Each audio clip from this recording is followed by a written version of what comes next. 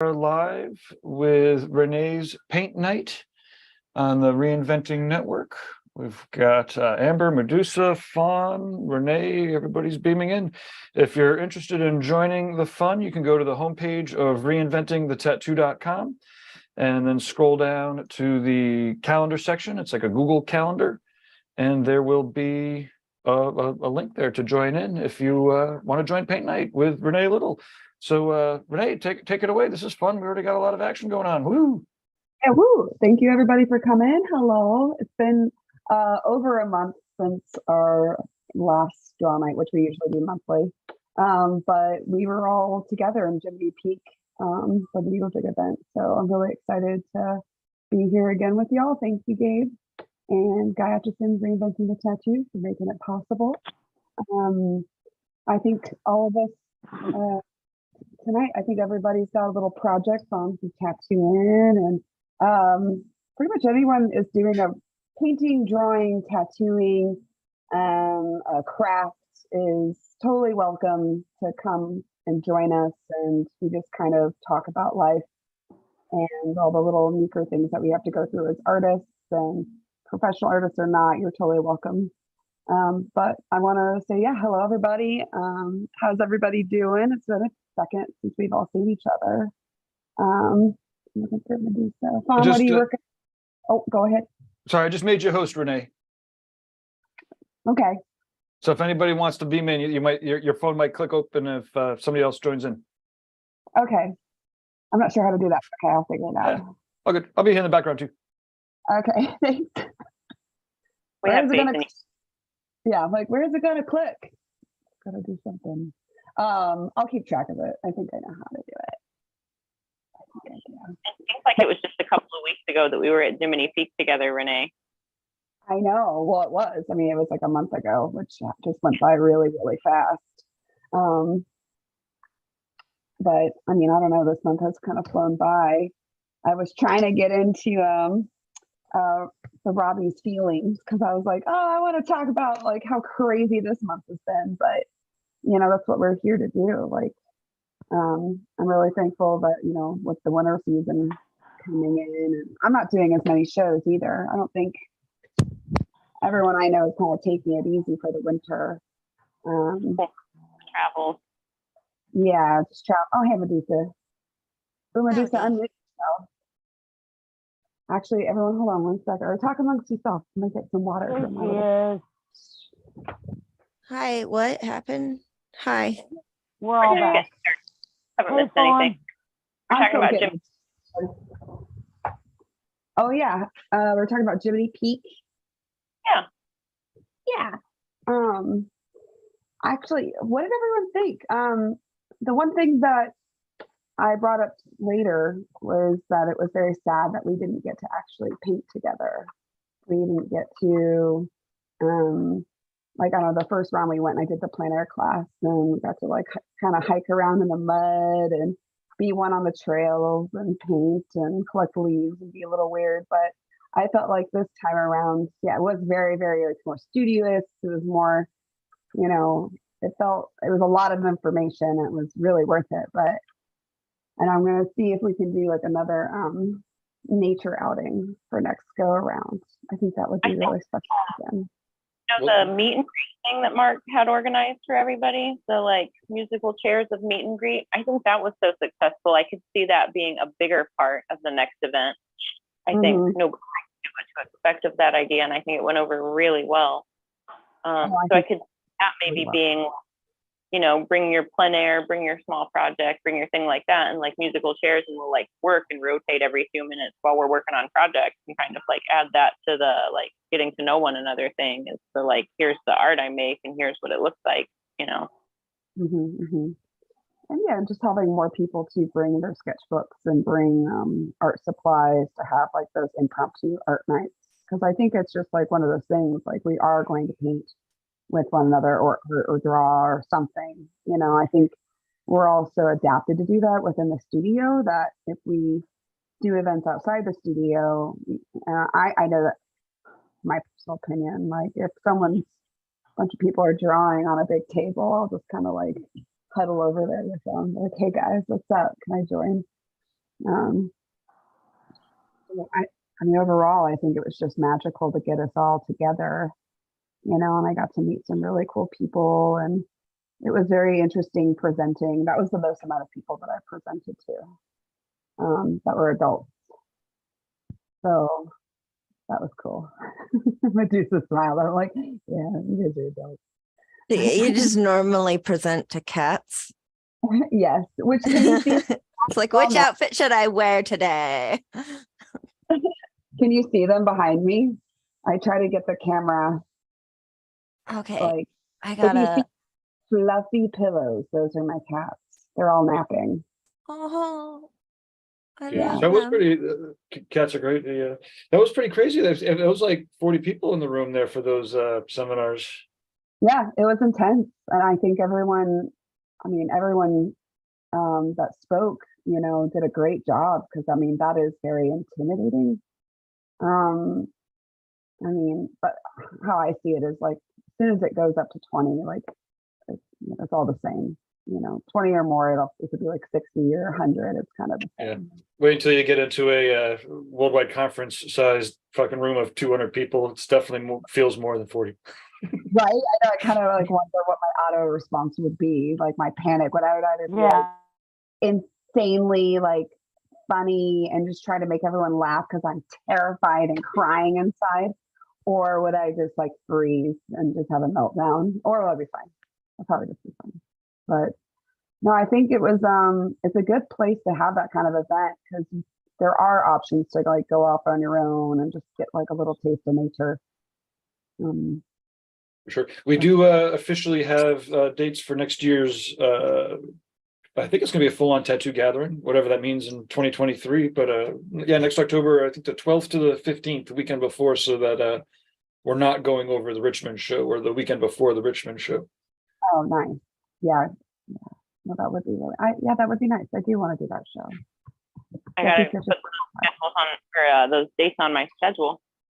I'm just about to blast out the official save the dates to everybody, but it does exist. The contract exists. So, oh boy, here we go. Okay, I'm gonna hop in the background again. Cheers.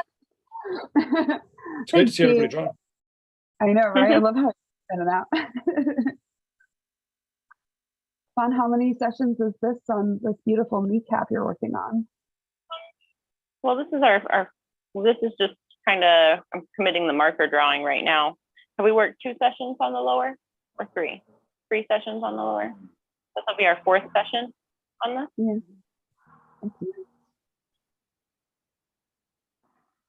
Not bad. The kneecap is pretty brutal. How's Richard doing? I want to hear about everybody. Like, what has everyone been up to? I've been locked away in Oklahoma with my beautiful, like, well, it's actually really nice. I can't say locked away. I say like I've been stowed away safely in Oklahoma. My bubble is like really gentle and kind and like Hobbit-like. And what's everyone been doing? Medusa, I've been seeing you've been making a lot of art and just being really interactive. That's really cool. Medusa, can you hear me? Me? Yeah. Yeah. What have you been up to? Oh, I was just waiting for somebody else to answer. No, I always do that. Okay, me. I have eaten food and drank coffee and drawn, and I walk my dog sometimes, and I go to work. yeah. It's all it is. And oh yeah, and recently I've actually, you know what? This happens kind of every time the seasons change towards winter and I start, getting into the hibernation. It's fucking cold and rainy and dreary outside mode. As I bust out my video games, and I recently busted out my Sega. As I was saying on Robbie's show earlier, to impress a boy, but then I was all like, nah, I love this shit. And then I've been playing it for like 2 days, and then I went to try to be all like, all right, I gotta do some work stuff, check emails, work on this spreadsheet thing that I've got going on, doing some client database, blah blah blah. da da da da da, and then suddenly I don't know what happened, but I logged into my Blizzard account and started playing Diablo on my computer. So it's just been just video games and bullshittery or tomfoolery. Full. It feels so good to do something for was gonna just me. Right. Like video games are the boy replacement usually, and I don't know. My coworkers have been trying to convince me to get a Switch because I keep bringing out. I have Nintendo 64. I have like every single game. I have the Rumble packs. I have they're like, Renee, just Fuck get yeah. it. I'm like, no, but the games are amazing, and I'm honestly scared for my coworkers and my people that count on me that I'll just like disappear if I start video gaming because I love it so much. And I've done that before. I fucking disappeared when I discovered an MMORPG. There's like a good solid like year and a half of my life that's like mostly just that and like the occasional leaving the house when I absolutely have to. Oh man, yeah. I had a like a very nice sit down with my old roommates because during I was getting divorced, and it was in my first years of tattooing. And did you know that those two things together will just spike your career, that particular fire and depression under your ass. Because all I did was tattoo and play Princess Twilight. And I probably have about 150 hours racked up in Princess Twilight Zelda. But I just did it. I did it all in like probably like a month and a half, so my roommates were pissed. They're like, we really want like, but I think that's maybe like we're obsessed with tiny little like finite things, and we get to game everybody, but when we get to game and we get to focus, it's almost like tattooing. Like I feel like it's very meditative and it's not our world. It's just a different world.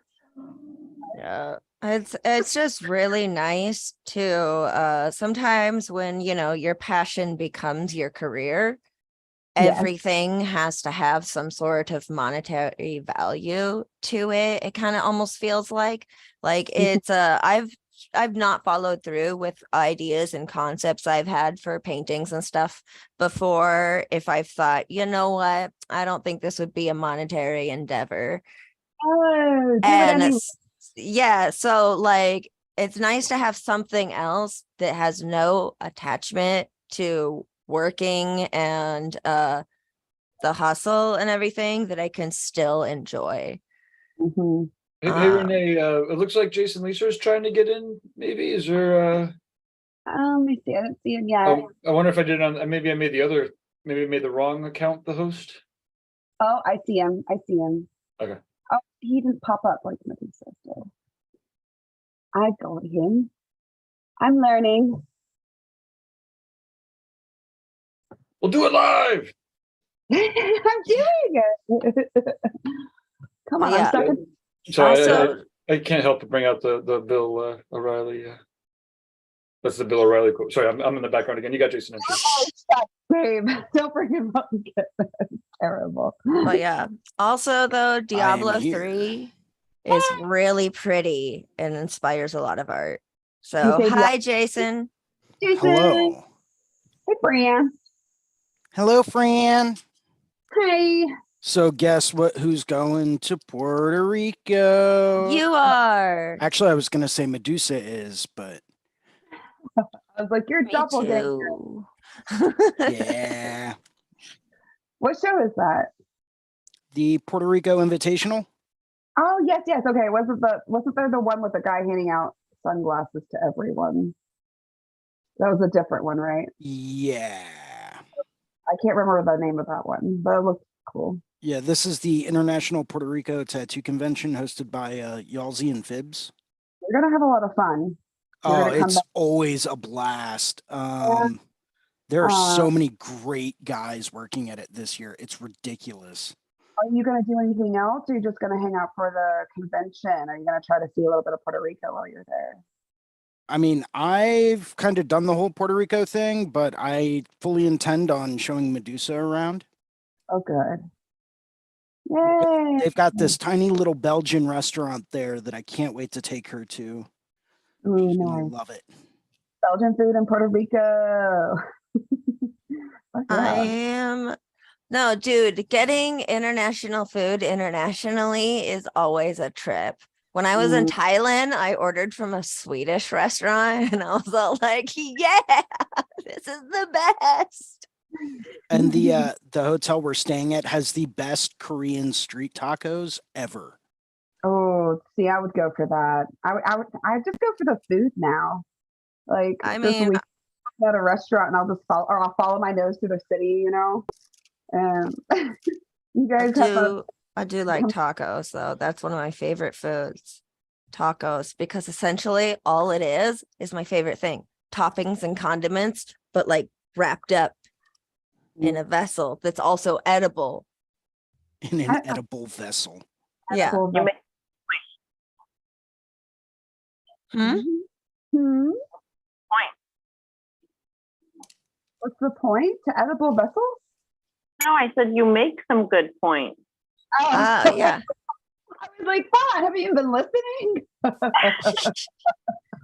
No, Oh, you dude, make and I love toppings and condiments. It's my favorite thing. So, like, but something that just carries toppings and condiments to me, amazing to my mouth. Down with like the local fruit, like the flora of the nation. You know, like what grows here. I want to eat it. You know, Oh, yeah. it's pretty bad. Like I'll find like anything like root or fruit, and I'll just become obsessed with it. You know. I wonder where I'm gonna get my weed. Oh, it's Yeah. everywhere. Okay, good. Yeah. Easy access. Yeah. Okay, good. Good. I was hoping an unnamed artist source some medication, some herbal medication while I was down there the one year. And within 20 minutes of going to a bar, he was set for the weekend. Sick. That's why we have like, Herbal therapy is a nationwide thing. well, we're talking about it. So Yeah, hopefully Pennsylvania gets on the bandwagon and starts to make it a little bit more open, but Jersey did it. are they medicinal? I mean, it's medicinal in Pennsylvania, but it's not recreational. Mm-hmm. So Yeah, they're thinking about doing it for Oklahoma because it's so common. It's like so easy stuff. Like we have the dispensaries, we have everything. We have the grow houses, like, and it's so like everyone does it, you know. mhm. I So, always like- thought the West Coast was pretty unique in having so much accessibility to marijuana. Mhm. And then I started traveling more and realizing that West Coast is nothing special. So many people have access to marijuana. It's so nice. Oh, within the last like years, yeah. Yeah, like when I was in high school, you had to do the weird like little fucking handshake, pocket exchange, drop it through like the passenger window type of slide deal. And I'm not smooth and I fumbled everything and nobody wanted to sell me their drugs. And it's like it's so much easier now. I'm the worst weed It buyer is.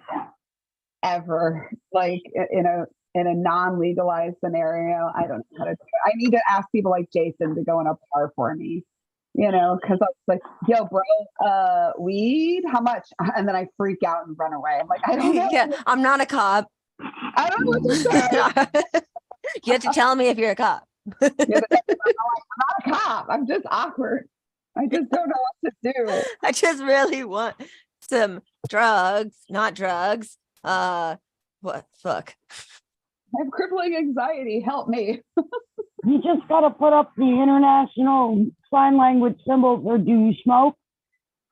Is it that? And they'll What is know it? what you say. Yeah, it's Just And the leader be yeah or no. That's It was true. A so cop. I had dreadlocks. It was just like the hair gave it all away. Like they were either like, you either have it or you're Yeah. looking for it. And I'd be like, no, I'm all set, but I'll share. Are you gonna do them again? Are you gonna do the big dreadies? Oh yeah, definitely. I'll probably make them a little bit different next go round, but you know, still inevitably be a little bit more silver too. So okay. You're gonna look like the albino dreadlock people in the Nice. Matrix. Is y'all cool? Yes, Silver white dreads. yes. I The could tell about Merovingians. the House of the Dragon. It was like that too, and I was like, oh, that's dope. I think that's one of the dopest things I've seen is like white dreadlocks. You know, it's like Final Fantasy versus. It's cool shit. One day, Renee. One day I'll be there. I'm growing mine out, so one day I'll have my long, like Morticia Adams hair again. And I know I've like cut it all off 3 times in my life, but it's getting there now. I can like actually do stuff with it. Cool. Pretty long right now, but it's not really like long enough to like do anything constructive with. I gotta be a little bit patient for a little bit longer. Well, it's a good thing it's the winter time because I saw you had the ponytail last time, so you're Yeah, on your way. Hide it. Totally Yeah. cool. Well, dude, I've been doing the back of my head forever, and I just can't finish the back of my head. So I've been shaving it and shaving it and shaving it. Be like, hey, yeah, we can do it. Yeah. And so now I'm just like, it's just gonna be unfinished weird shit coming from my hairline. So that's okay. But it's a lot. It's like half shaved. And it's not even fashionable. It just looks like I'm getting a tattoo all the time. Renee, when I texted you earlier about the elevator thing, Mhm. I actually forgot that you were the one that happened with and almost texted Fawn. So, and I was just like, oh man, I'm really glad I remembered at the last second, like before I hit send, or else I'd be texting Fawn some very weird shit. That Do it time. anyway. So, like, Do it anyway. Do it anyway. I Remember guess that shit? remember that time in the elevator at Hell City? It's fine. Just be like, no, I And don't. Fawn be like, did I drink that much? I'm like, before or after tequila? Hold on. Yeah, before all the joints and tequila or oh my gosh, Hell City was a trip. That was super fun. Is anyone No. doing Hell City this coming year? Yes, well, Columbus, yes. Oh, okay. I And still haven't gotten the notification back about that yet. So And then there's the Vegas one.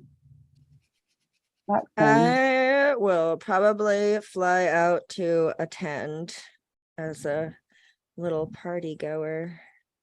I might be all over the place for Columbus because I don't know. I feel like I'm never like that. I'm that nerdy girl who has too many options. Like the wet paint project, Chris. Mm, He was talking to me about like, come on, be in the wet paint project. And I was like, I would really love to, but I also have clients and I really need to finish their pieces. So I'm gonna see if I can like somehow do both or just something like that. Something. Or just guest spot. I don't know. See what's going on. I'm gonna see if I can do everything at once and maybe like be like Hermione Granger with her little time traveling thing. Like Well, there's also just- the option of like doing the wet paint project, and then like the people that you would have worked on at Hell City, you could do a guest spot with us and work on them here at Red Tree afterwards. that's what I was thinking of. Ooh. Or before. that sounds like fun. That I sounds hella cool. And I saw a fawn tattoo. Or okay, fawn. I saw a fawn, and I needed to get it, but it's sitting there right now, and I'm like debating of how creepy of a friend am I. But it's a sick fawn. It's like this like brass little baby fawn just I love sitting. I mean, it's cute, but it's a little Okay. pricey. You would have it's like okay.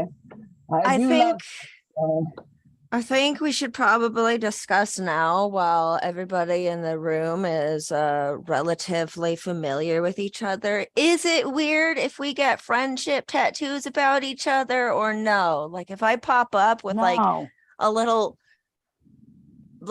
portrait, not very portrait, a little cartoon Renee head on my thigh next to a little cartoon fawn head that said, "Yay, Hell City," or something. Like, would you guys be all like, wow, she's really obsessed with me? Or would that be all like, oh, that's cool?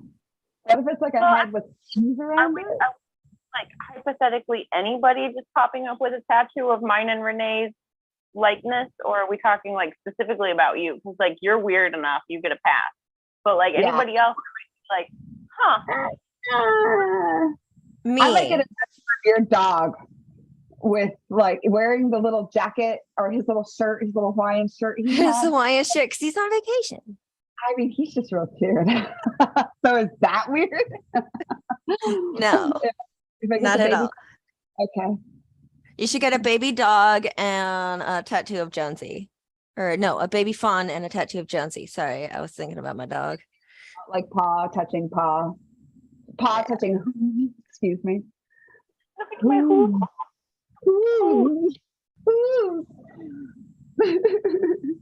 No, I don't think that's weird. I have a whole leg that's full of tattoos like that. And I Hell like, what- Walked up and they had like a portrait of my dog and a portrait of Medusa's dog. Would that be too much? no. No. I think if it was one of us, it would be fine, but But what if, okay, I'm hypothetical. What if Jason showed up, right? And he had all three of my cats tattooed on him? I would call that a best friend. I would well, too. first things first, you would have to send me pictures of your cats.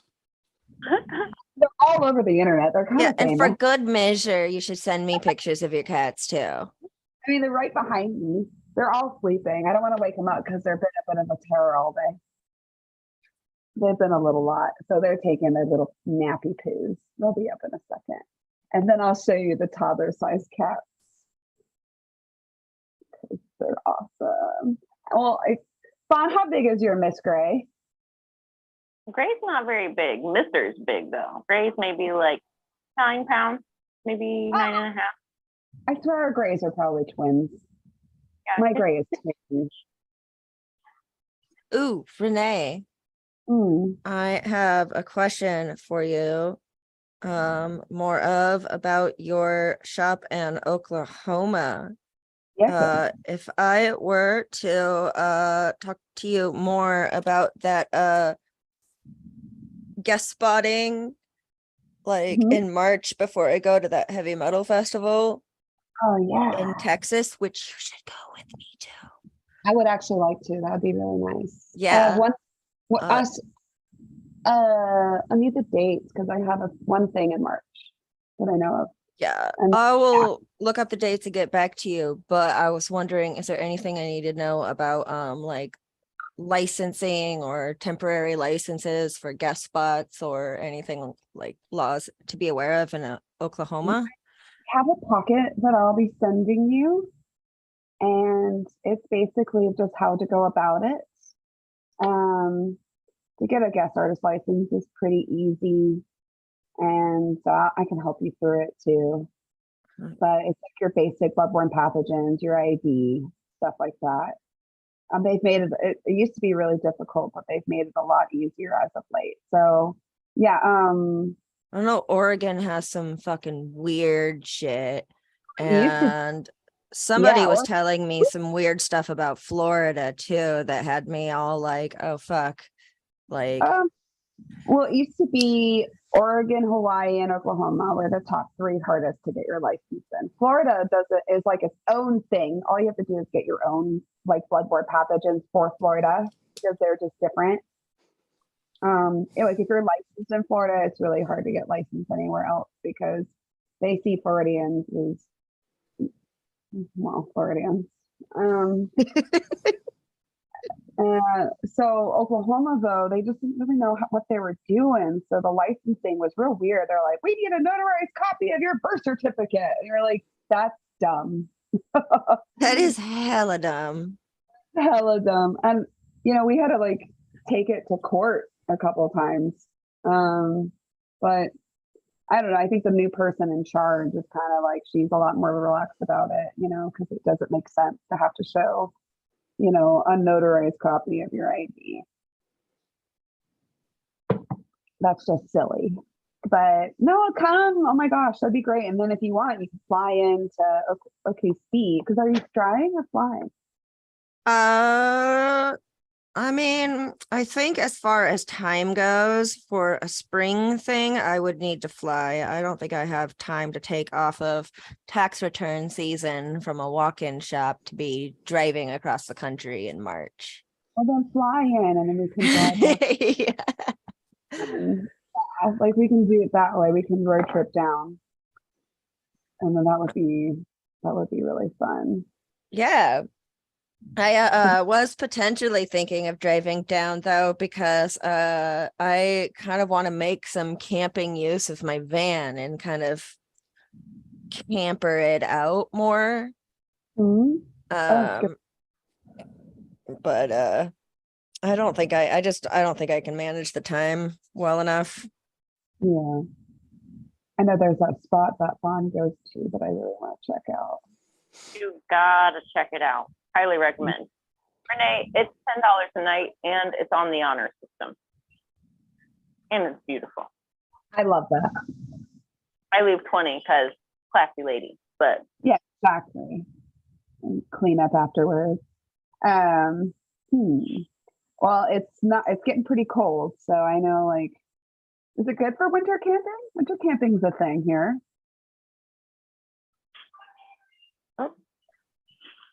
I don't know. How cold does it get?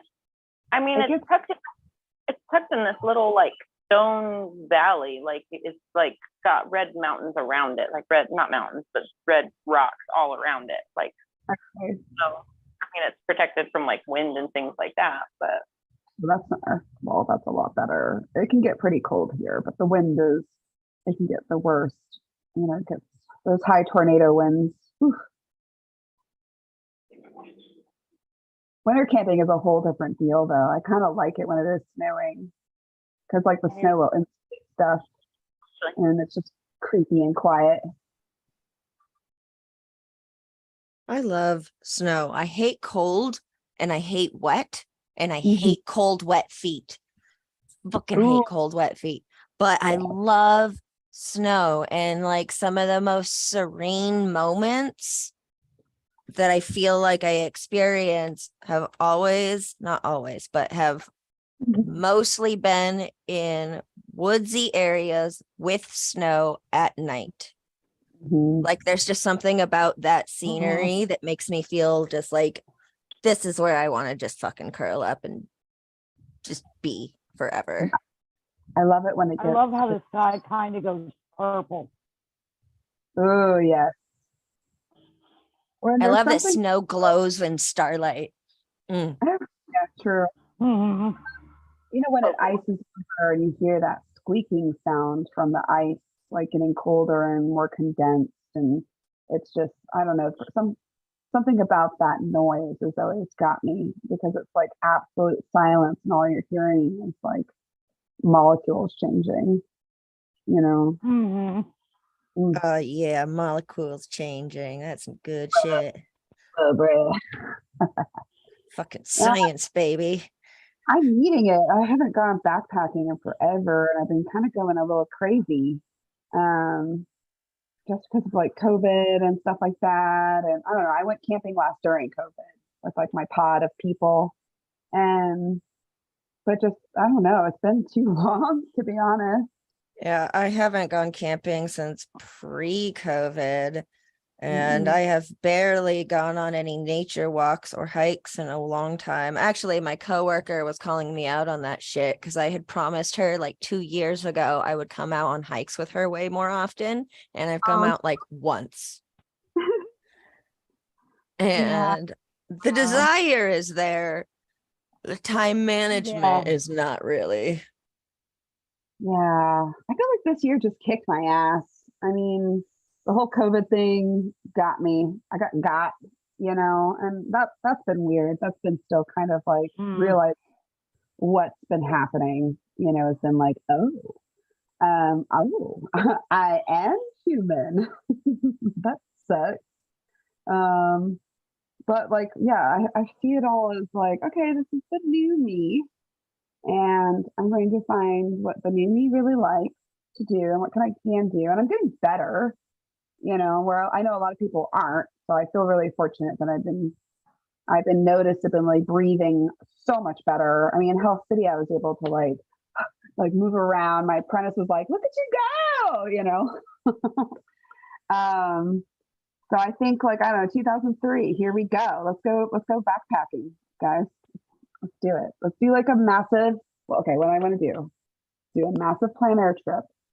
I want to get like a canopy and like make like a little community, and we just stake out a spot for like a couple days and do like giant, ridiculously detailed plein air paintings of like one spot. And just, like, Honestly, I've been daydreaming about doing like a whole East Coast traveling tattoo tour thing.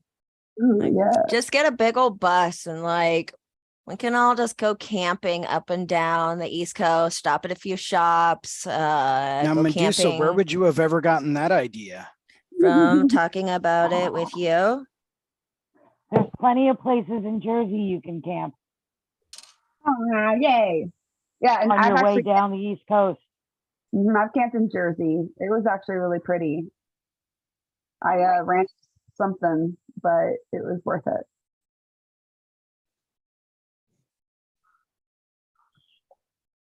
Yeah, I Plenty mean, of Fawn's got that big van. I mean, we can you caravan could with it. crash in that. I think Yes, all of us will crash in Fawn's van. all of us. Yeah. I love you guys.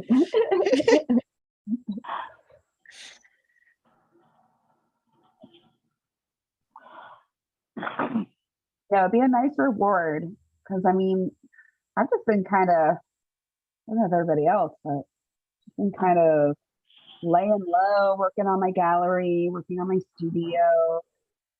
Started making aftercare, so one gets like free aftercare of their first appointment, and then there's like bigger bottles and stuff that they can use. And I don't know, setting everything up is so tedious, and it takes so much focus. You know, I feel like if I don't have like some kind of reward system for myself, that's for me, you know, I definitely feel the strain after some time of just like, you know, focusing too much on my baby, which is the studio. But I know convention wise, I'm going to be taking it a little easy next year, and so I can travel for me a little bit more. Is everyone kind of taking it easy, or is anyone going to go crazy? Like, would you say you're going to do like conventions for your East Coast tour too?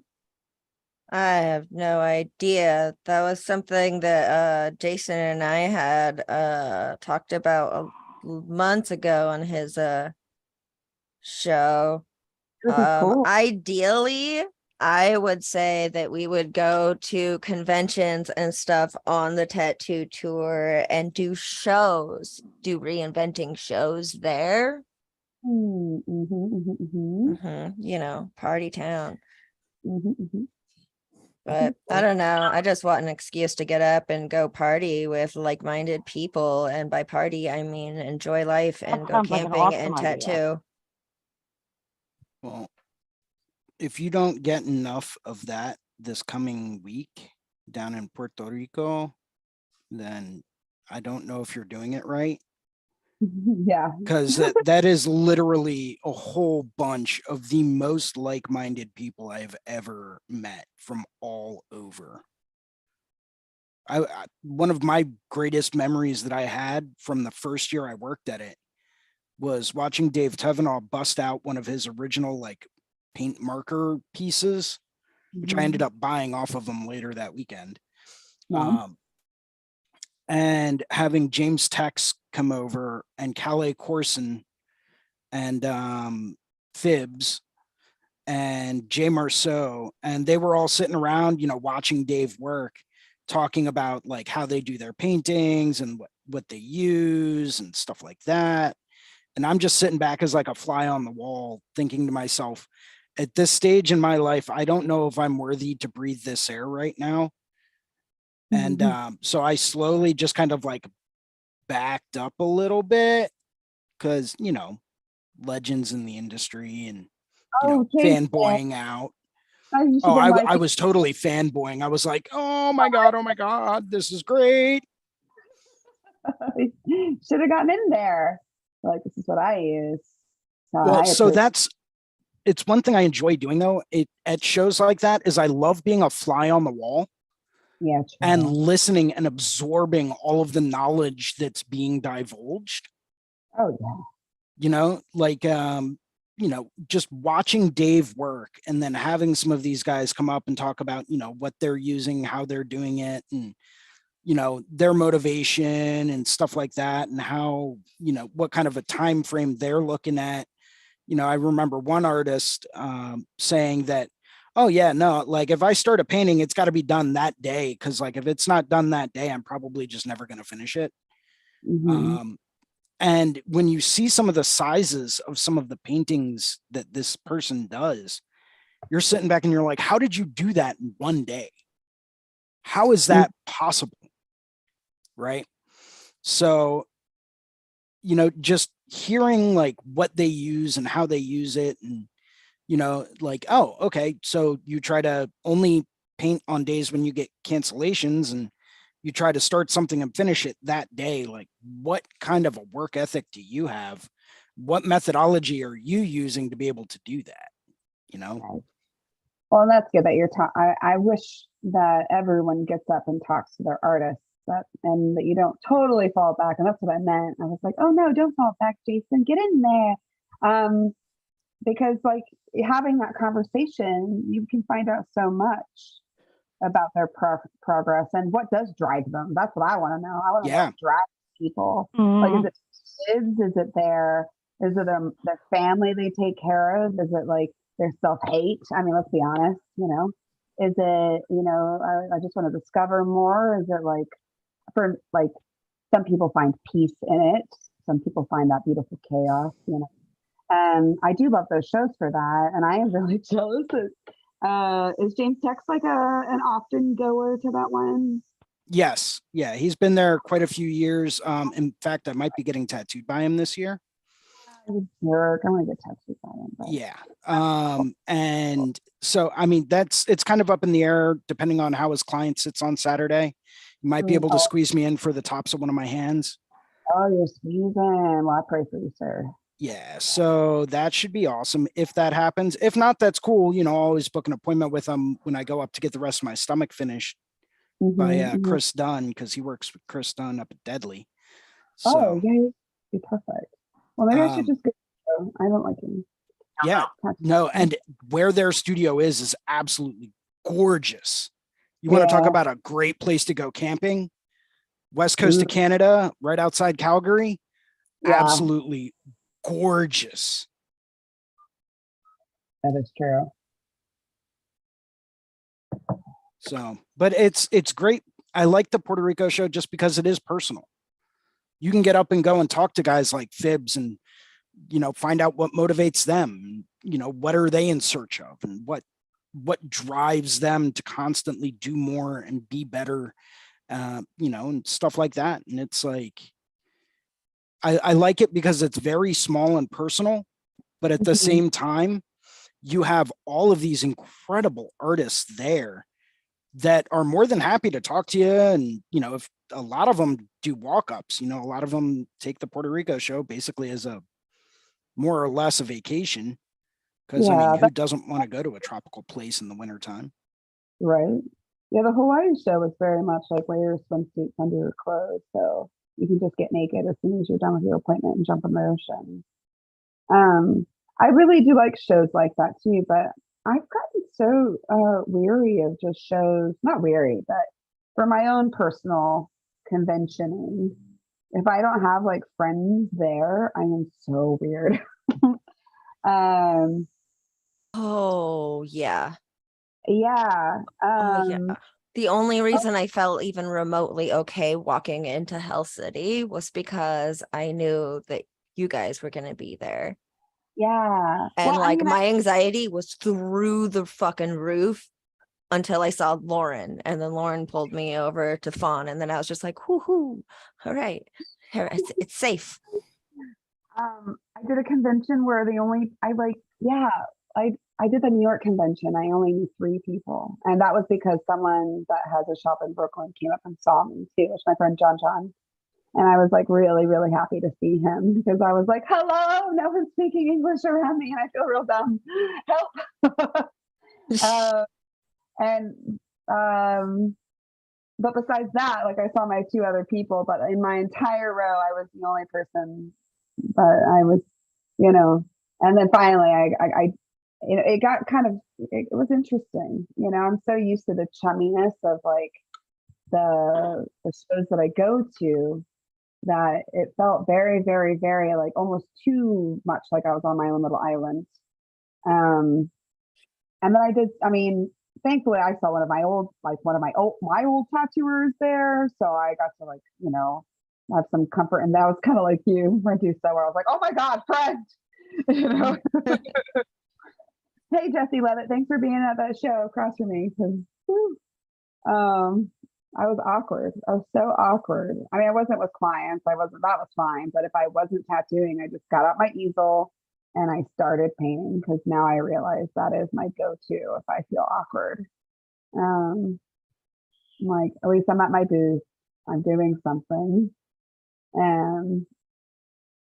But I mean, it was a busy show, so it wasn't as bad. I mean, could you imagine, as you said, it was a slow show and you just kind of walk in? Awkward. Super awkward. And I've been doing it forever. I don't know, but recently, I think, I don't know, I feel in my youth, I was able to be just a little bit more free and, whatever, life's an adventure, but how I am now, I'm just so I'm very good with my clients. I focus on that. Especially if I'm going by myself, I was more focused on like, where the fuck am I going to park? Oh God, I have to get an Airbnb. I have to do all these things. And then I walk into a show, I try to be at least sociable to the people around me, or if I talk to anyone, but the outreach is a little harder when you're by yourself. It's true. It's good to have like a good little herd with you, a good little community. See, I kind of enjoy being the only person I know at a show because it forces me to go out and make new friends. Or enemies. Or people just think you're fucking weird, like me. Well, see, but I came to grips with the fact that I am a weirdo a long time ago. Weirdo. I'm like that weirdo that when people are like, okay, it's quiet. What are we gonna do? Like when pushed into the situation, like I will become a social butterfly if I have to be. And I will go around and introduce myself to every single individual at that establishment. Like if I have to be, I can be, Yeah. I get that. I think I can, but then I can't. I realize I'm like, oh yeah, this would be great. And then I'm in it, I'm doing it. And I'm like, oh wow, I don't have it like I used to. Okay. I am awkward. And I'm, and that's like a search. That's like every year I'm sure it'll change where I'm like, about finding like what I feel like I contribute to a conversation, and I don't know, it was very honest too. I felt very like I've been in Oklahoma for a little bit too, and I was in Brooklyn, and I realized very quickly that I was the only Midwesterner there. Very quickly. And there were some people that didn't quite approve of Oklahoma, and I understand. But they, instead of like figuring out who I was, they just immediately like shut down, like, oh no, we're not talking to you. So I was like, oh, okay, that sucks. But that's international shows, we're in a very strange time right now, politics wise. So I did I tried my best to be a bridge or an olive branch between that. And eventually I got the wife to be like, we have met Oklahoma and they were very rude to us.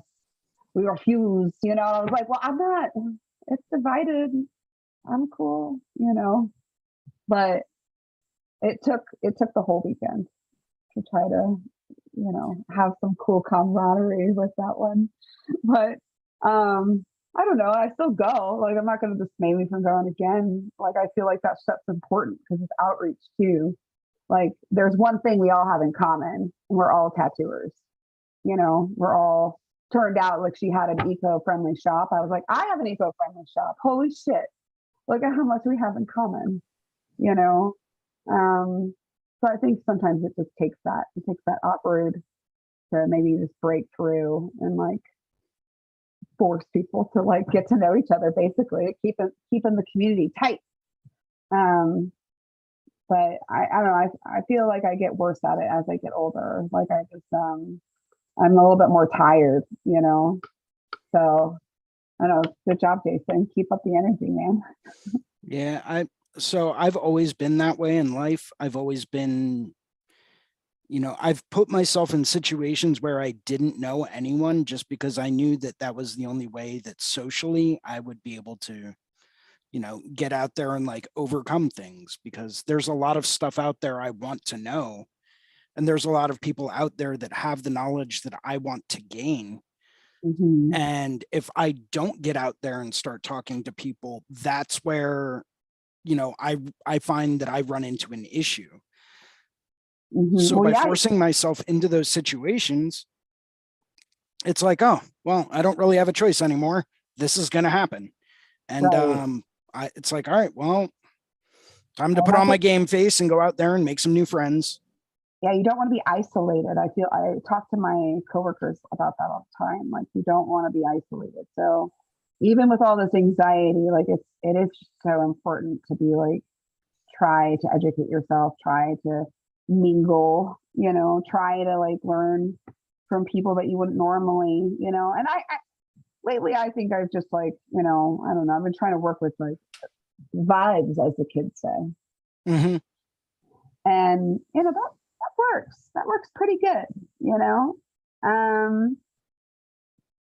And even when I'm down on myself, like, look at me, look at you guys, I made you guys be friends somehow, you know. You And I made me. yeah, Made me be your friend. Oh, darn. What a shame. yeah, it was all against your will. I mean, I didn't know you guys, and I was super nervous when I met you guys. Super nervous. But Well, I think the feeling's mutual, because I was a little bit nervous. Like, I mean, after, you know, meeting you and talking to you and like, you know, and then I got to take your seminar, and, you know, even after being friends with you, it's like, hi, I'm just that guy over here that's, you know, trying to learn.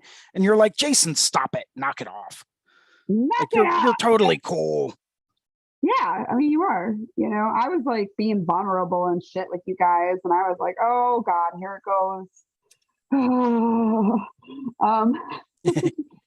um, because I'm not a vulnerable person, and I'm very private, and I'm like, no one will know my secrets, but you know, I choose to share them with like-minded people. So I'm really glad that you guys like were, you know, I don't know, cared about that. There. But Absolutely. words. Yeah, I'm glad that you guys like enjoyed it, and you know, thought it was cool enough to be my friend. Hell Because yeah. I don't. It's very hard for me to like, you know, open up that branch of my world, and I like being inviting, but it's hard to, you know what I mean? Yeah, you know what I mean. Yeah, Uh, absolutely. It's scary. it's super scary, and especially with, you know, you never want your clients to know too much about you, just because you want to make sure you can go home and have it as a quiet place, you know.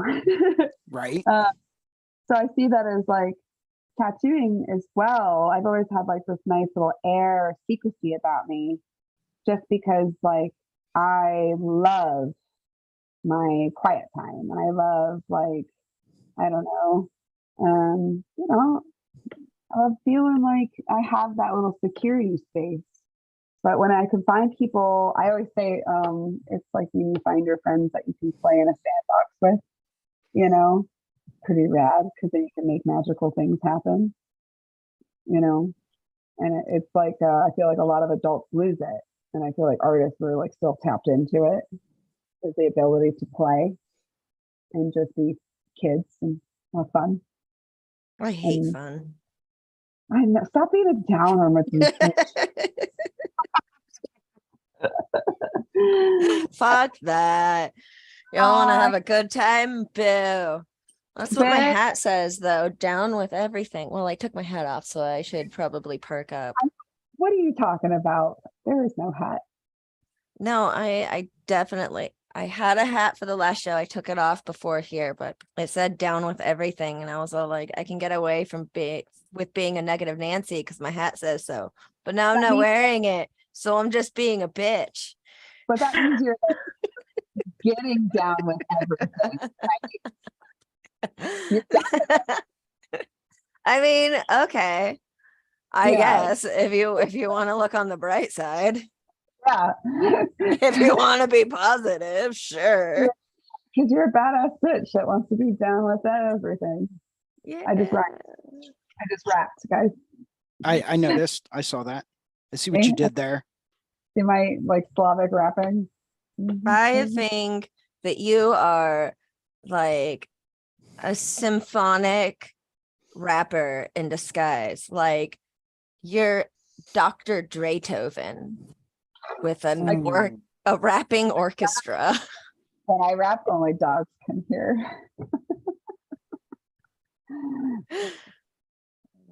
Silent. I gotta think of more rapper. And Name. Dr. Draco. That was a good one. Can I be Naytoven? Okay. Okay. Maybe. It's a reason, but I'm just not going to disclose it. Okay, good. But I like the Draytoven. Thanks. I'm a horrible rapper. I'll just bring this out into light. I mean, I know all of you are surprised right now, but I'm just going to be honest right now. I'm terrible. I forgive you. Thanks.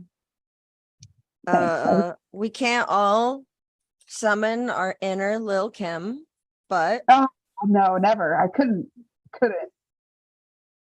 Little Kim, if you ever watch this, girl, I want to take you out for coffee and I want to show you a good time. And that could be whatever you want. It's your day. Damn. That's it. Thank you, Little Kim. I think you're rad. Okay. I would never even try to rap like Little Kim. I respect her too much. I don't want to get on Lil Kim's bad side. I mean, can you imagine a year from now? I'm like, Little Kim just fucking called me, guys. Fucking a micro or a nitro brew fucking coffee with Little Kim. I would die. That would be like the coolest fucking Aries birthday present ever. Is coffee with Little Kim. Hell yeah. You know, my celebrity dream things, Yes. my two celebrity dream things are I really want Mark Hamill to meet my dog. I think that Mark Hamill and my dog would get along super well. I really, really think that they would be best buds. And then maybe then he can be my dog sitter. Because I need a reliable dog sitter. Also, second one is I would love to go. Wait, Okay. what? It's the hardest flex. Mark Hamill's my dog sitter. Yeah. Well, I hear he really likes dogs, and I also need a sitter. And so that would be pretty cool. I think they would get along. The second one is I would want to go to Disneyland or Disney World. Either is fine with me, with Dwayne "The Rock" Johnson as his new best friend. Oh my God, that Don't would you- be fun. Don't you think being best friends with Dwayne "The Rock" Johnson would be the shit? I mean, he's such a positive hype man. Oh my God. Like eating like anything on a roller coaster, cheersing a beer with him, like anything would be fucking amazing. Yeah, you're right. Damn. Yeah, That's like good. he would be so fun. That's pretty Like good. I want to go to Disneyland with him. I want to be best friends with his wife. I want to babysit his kids but really I just want to go to Disneyland with Dwayne The Rock Johnson. I think he's a delightful person, or he seems like it. And I would love more of that energy in my life. He's got dad vibes pretty hard, you know, and I think I would warm up to that, you know. See, my celebrity goals are a little bit more simple. I would like to do a collaborative painting with this one artist. You guys may have heard of her, Renee Little. Shut the fuck up, Jason. Oh, damn. I Like thought you were gonna that's probably number one on my list. I right? thought you were gonna say Jennifer Love Hewitt, but Renee Little is so much better. Right? God. Yeah. Oh, can we get And I would like to do a collaborative oil painting with this other really kind of like well-known artist, Fawn Baker. Maybe you guys know of him. I've heard of, Do you know Fawn? I've heard Like of, if you don't know Fawn, you're missing out. yeah, Factorino. I'll tattoo her. Like right there, life complete. Well, what do you, I can just start one and send it to you. Okay. Okay, what do you want me to do? Whatever. Oil or watercolor? Oh, come on. Really? You have to ask? Well, I mean, We're both working with watercolor. I'm just saying, I do both. Okay. No, I've met a few celebrities and they're all pretty chill. I mean, it's not like I physically bumped into Usher when I was in Paris, That's cool. like backed into him. Like, yeah. I have one celebrity embarrassing story that I can tell that I feel like I just need off my chest because I'm a type of person that also like, I love Kristen Glover. I've hit on Steve from Blue's Clues. You know? Did you really? I would Yeah. too. Oh my God, how did he take it? What's he smell like? What? Get a whiff, but he was very polite and denied. Oh, So, and that's fine. I was like, "You're cool, bro. Thanks for all your work, man. You're awesome." He was like, "Thank you." But I would. Okay, so you know the principal from Community. He's also been in a small role in Girl Boss. And if you like the Venture Brothers creators talk about him a lot, but he is like Dr. Venture, like he looks exactly like him and acts like sounds like him, everything. And I was in LA and I was so tired. I was traveling so much and I like kind of forgot for a second that I was in LA, you know, and so we passed by a Starbucks and in the window is him talking to someone, you know, drinking his coffee. And I full blown Garfield the front window, like this like reaction, like, oh my God. Like, and then like, just like within a second realized where I was, what I was doing. I went, oh, and like pulled my arms in. I was like, oh, I'm sorry. And just did that. And he just like kind of laughed and go, hi. And I'm like, hi. And then kept going. But I just thought that was like, what was that? What did I just do? I don't fangirl. I'm like so strict and rigid about my fangirling that it was the fucking, I can't remember his name either, but I think he's awesome.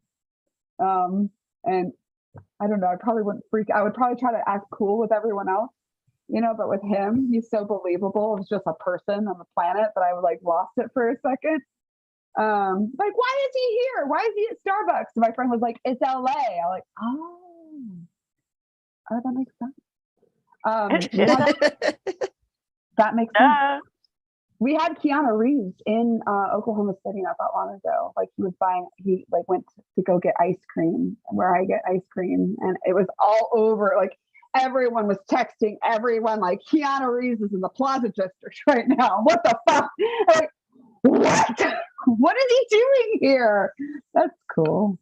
I saw a Hanson brother when I went out to get brunch when I was in Tulsa. Oh yeah, because they're from here. They Yeah. have a br- They're cool. Yeah, as and shit. everybody's like, that's a Hanson brother. Everybody's cool because, it's really chill here. And I just like looked at him and was like, I'm so glad that I'm wearing my gold velvet bell bottoms. I wonder Oh, if he fuck. notices my butt. He probably does. No, he's a good person. They're all good people. Like he's probably like, that woman's butt is amazing, but I'm not Oh, gonna look, be rude, and I'm not a gentleman. And well, that's Hanson brother, whichever one you were, if you're looking at this, you are always welcome to look at my butt. all, like, But thanks, only man. only the Hanson brother, nobody else. The Hanson brother. Well, when you come out, we'll drink their beer and yeah, hang out, and listen to fucking Bob. No, there's a lot of people They that have a come here. Christmas album that No. is severely underrated.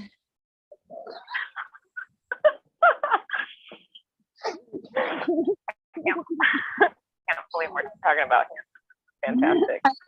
I can't with this, but I can't because they're real. They're here. And they are cool. They're just cool. So everyone, I don't know if you believe it or not, but Oklahoma is actually becoming really cool. And I'm so glad my shop is here. So Medusa, I'm actually really excited. You're gonna have a lot of fun. We're like young Austin and young Portland right now. Like our Ooh, music is cool. cool. We're getting they're making movies here. Yeah. So, like we just had Sylvester Stallone here hanging out too. Yeah, I spent a few days in Tulsa last year, and that was super, super fun. It was popping. Yeah, And I also went to Oklahoma City for a night to go see a metal band at a venue. yes. Which one did you go to? Do you remember? I don't remember. It was also like a Wednesday night, and it was pretty dead. That could be anywhere. But also none of the bands were local on the bill. Oh, So I okay, yeah. think nobody knew about it because there wasn't like a local band telling the local revenue Right. that they're playing. But that was my one experience of Oklahoma City, was Well, that show. Still a good show though. Everybody still played their hearts out, regardless of who was or who wasn't in the audience. that's right. What band was it?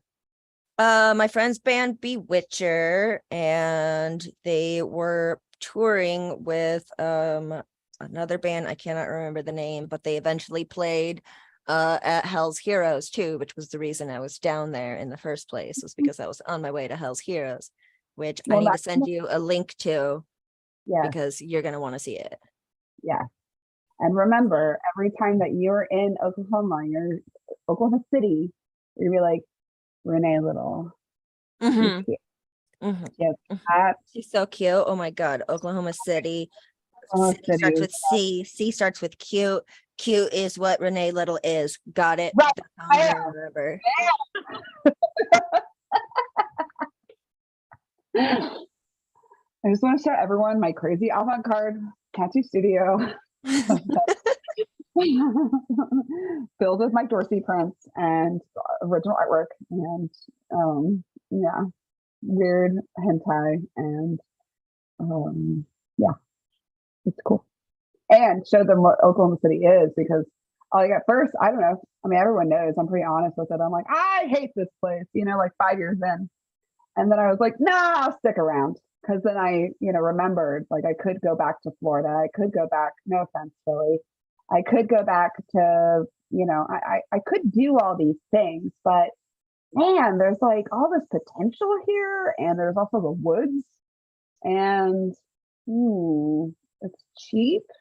And Good. I can't wait for you to change my opinion of Oklahoma City because like I haven't really been there aside from that one like show. So I was only there for a couple of hours.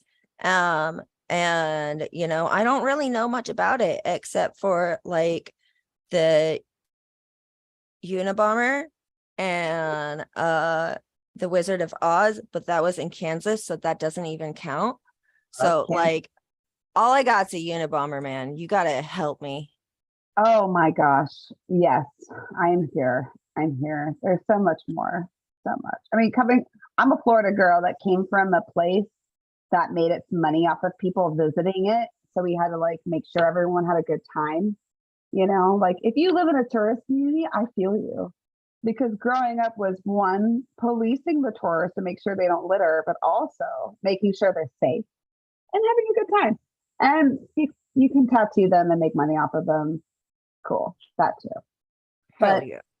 hell yeah. Oklahoma, I can say it's different, but it's got so much cool shit. Because it's like this diamond in a rough. You know, for a long time, I felt like a little orc visiting Hobbiton.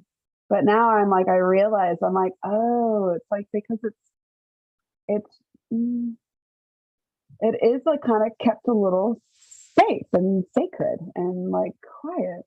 There's all these like outwardly things to do. So if you're like a young like a young 20-something, 30-something-year-old person, you can definitely find in a heartbeat something to do. If you're of the alternative kind or a little older and wanting to like chill, listen to some metal, smoke some weed, there's that too, but you just have to know where it's at.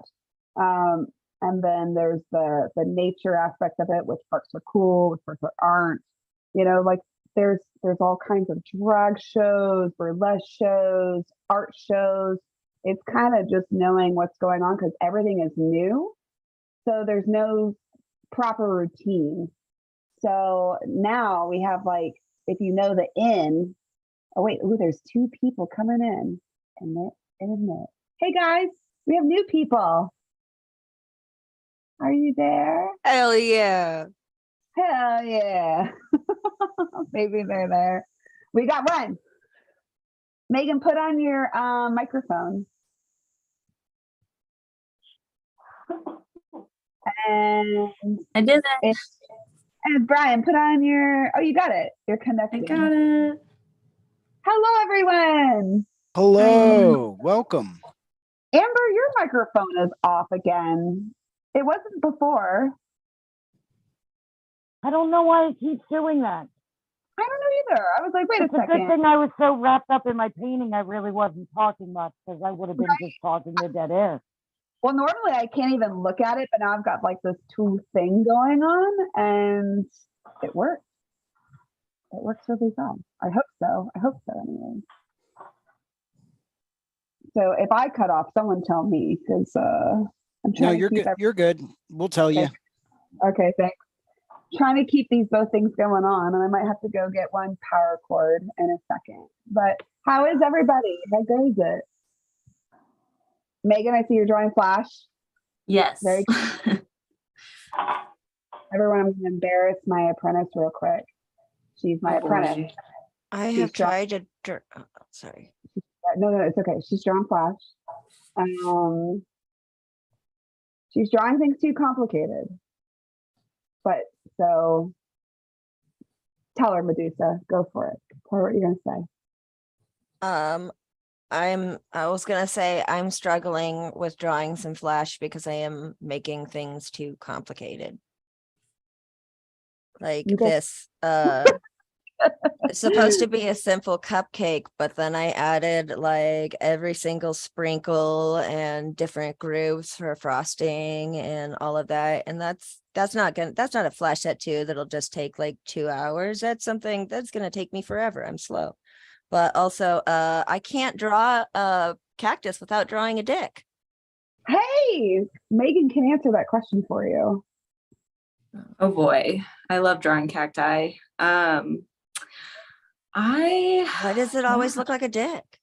Some of them, I think, some look weird. You're very right about that. Like sometimes they look like a boob.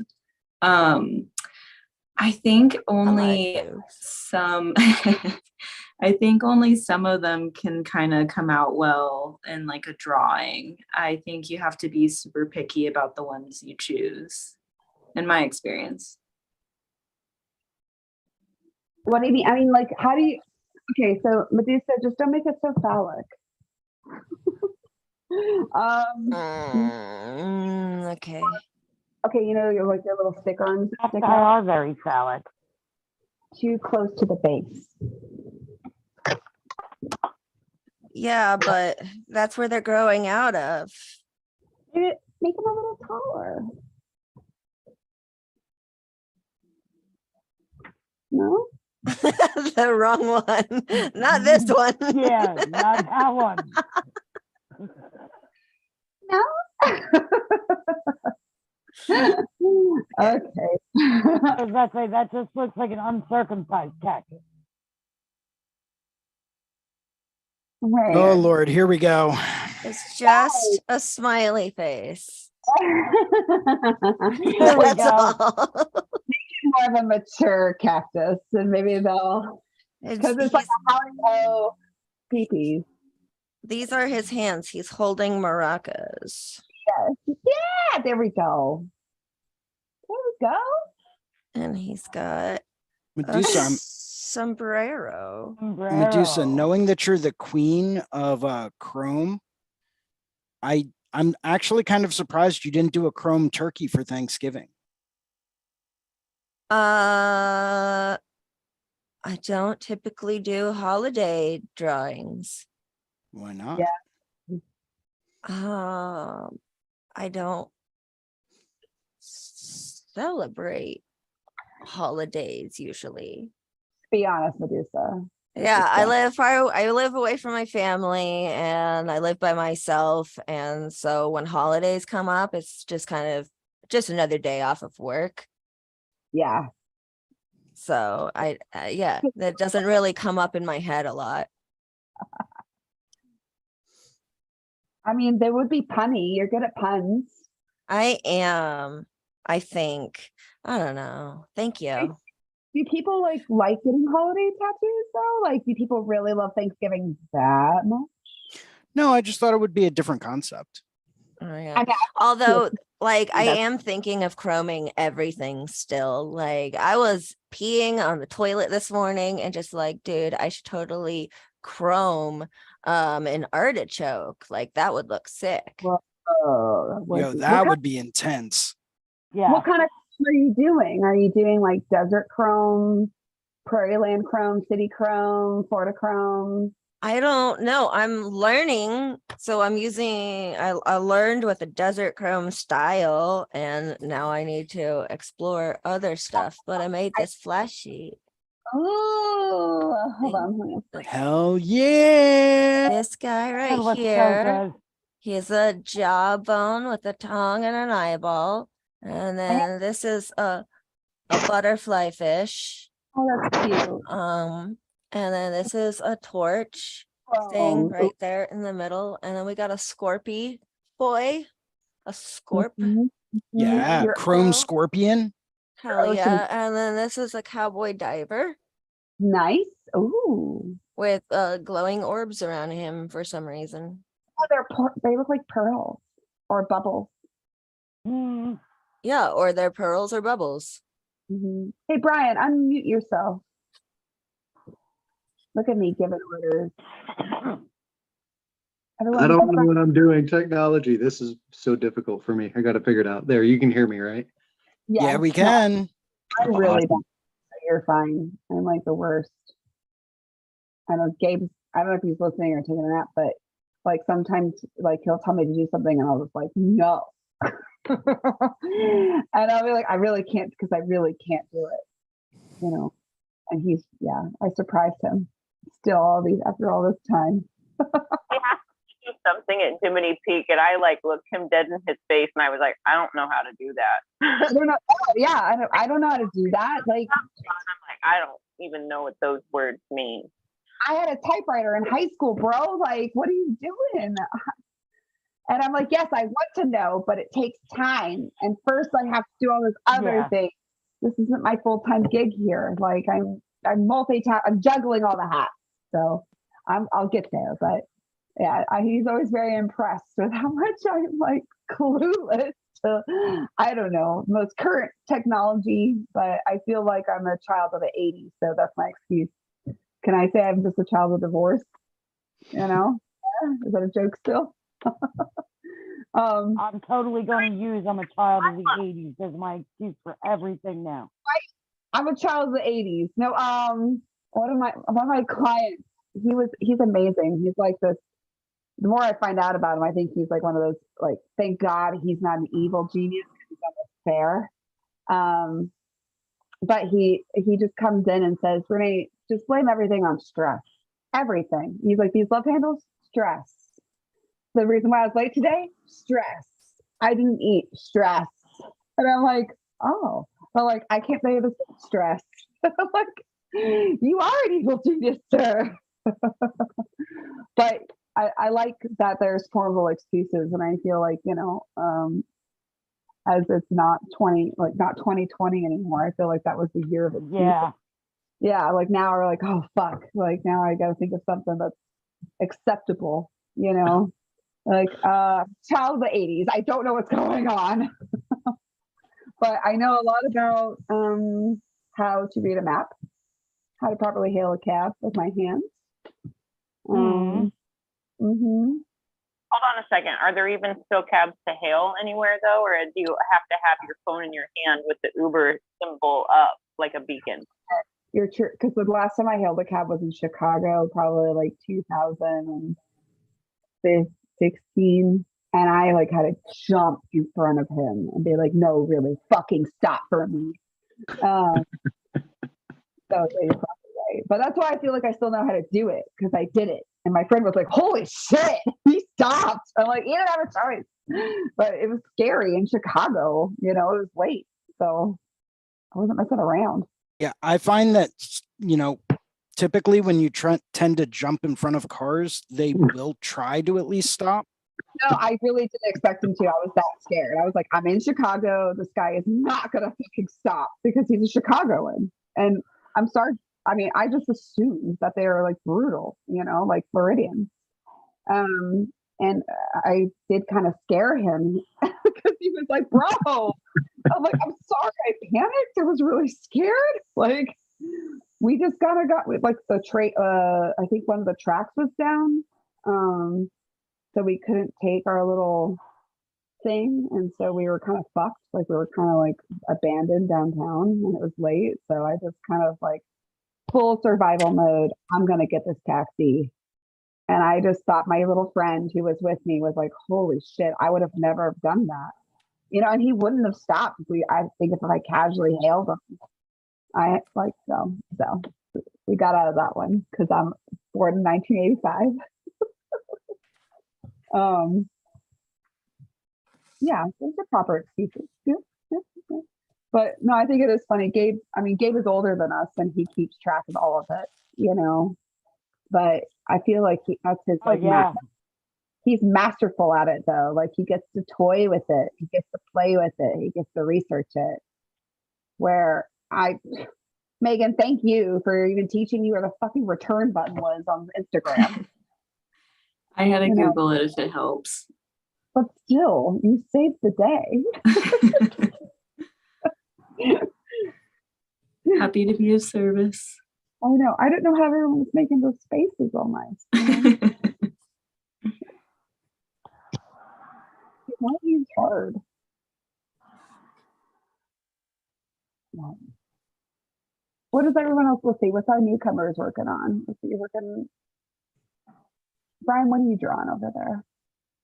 I was going to do an actual like charcoal drawing, but realized all my stuff is at the shop in my toolbox. So I'm going to do a digital drawing instead. That's acceptable. Yeah. I was going to work on a project, but I was like, you know what? Or not a project, but one of my pieces coming up, but then decided I'm going to do something a little more extracurricular. Yeah, I decided to do Jim Carrey from The Grinch. Oh, nice. Let's see it. Yeah, but you know what kind of sucks? The Grinch is freaking hairy, man. There's a lot of details in this. I'm not even done with the stencil yet, so yeah, I'm super pumped. I'm not. But yeah, that guy there, that one. Oh. Amber, what are you working on? I just get I just finished painting a concept for a hippie. Let me see if I can get to where there we go. Oh, that is pretty. Very cool. Thank you. Yeah, on paper. Yes. No, I don't. Yeah. Analog. Yeah, right. Analog. I had this nice lady at my Paper place and say watercolor. that they're like not getting as much paper as they used to because that stuff is going away, she said. And I was like, no, that's messed up. No, I love No. paper and stationery and envelopes.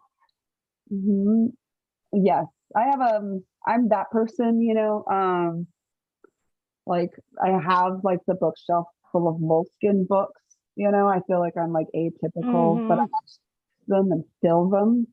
And then I have a library of them. So, but I know they're durable. So I know if I do go madly insane as an artist, my books will all be archived properly. So my family can, or probably my friends will just read through them and be like, oh my God, she was insane, you know? But like, We already think that. They'll yeah, I just know. be like, oh my God, that explains it. Yep. That's exactly Yeah. what would be going through our minds. I Exactly. expect my daughter to be going through my artwork after I die, going, "Oh my God, that was in her head." Yeah. Well, I mean, you think about That explains so much. right, that explains so much. I mean, Freud's family is still publishing his works because he dated it that way. You know, he's like releasing stuff after he's dead. And I just, for some reason, love the chaos of that. I love the mad, like, I will have probably a VHS tape left for my family if I do go, and me holding all my cats, like, if you're seeing this, I am dead. I And like not that in- you VHS. You're gonna Oh, send yeah. your family Better leave them. just I- to like a scavenger hunt, just to even be able to play the video. They're gonna have to go through like 4 VCRs before you find one that the magnet's not stripped out in. Then I you're have like the line camcorder and I'll help you. Yes, yes. All And the way then my chair, I turn Fawn, around. you've got to make Fawn, you got to be in charge of finding a working VCR for after the death, so that, like, do we really want them to go through a treasure hunt after such a loss? Or Well, wait, the- that's part of the plan. The whole video was going to be a puzzle because the whole, okay, so the whole video is a puzzle. So then everyone has to go to Antarctica to find the big rock, to find the other treasure map, to find where all my nothing is. kind of like the tree at the end of the trail down the long brick road on Shawshank Redemption. Yes. Redemption. Look for the black rock on the white fence, and that you'll find. Yeah, exactly. The black have no godly reason to be there. No godly reason for that black lava rock to be there. How do you know my life on? Oh my God. Yeah, I want to torture my family because I don't have that many relatives that are young and that care. So if there's only a couple of them out there on a little treasure hunt, I know I'll make a memory. You know, I already write like drunk. Okay, I have written many drunken, but very often very serious letters to my niece, and like she will certain ages, and it's like in case anything happens to me, because I am like, so I am an artist and I'm going to die young, and it's just like this whole fear that I've concocted in my head that I want my niece to know who I am. So I keep like leaving her these letters where I feel a moment of inspiration of like, let me tell you some shit.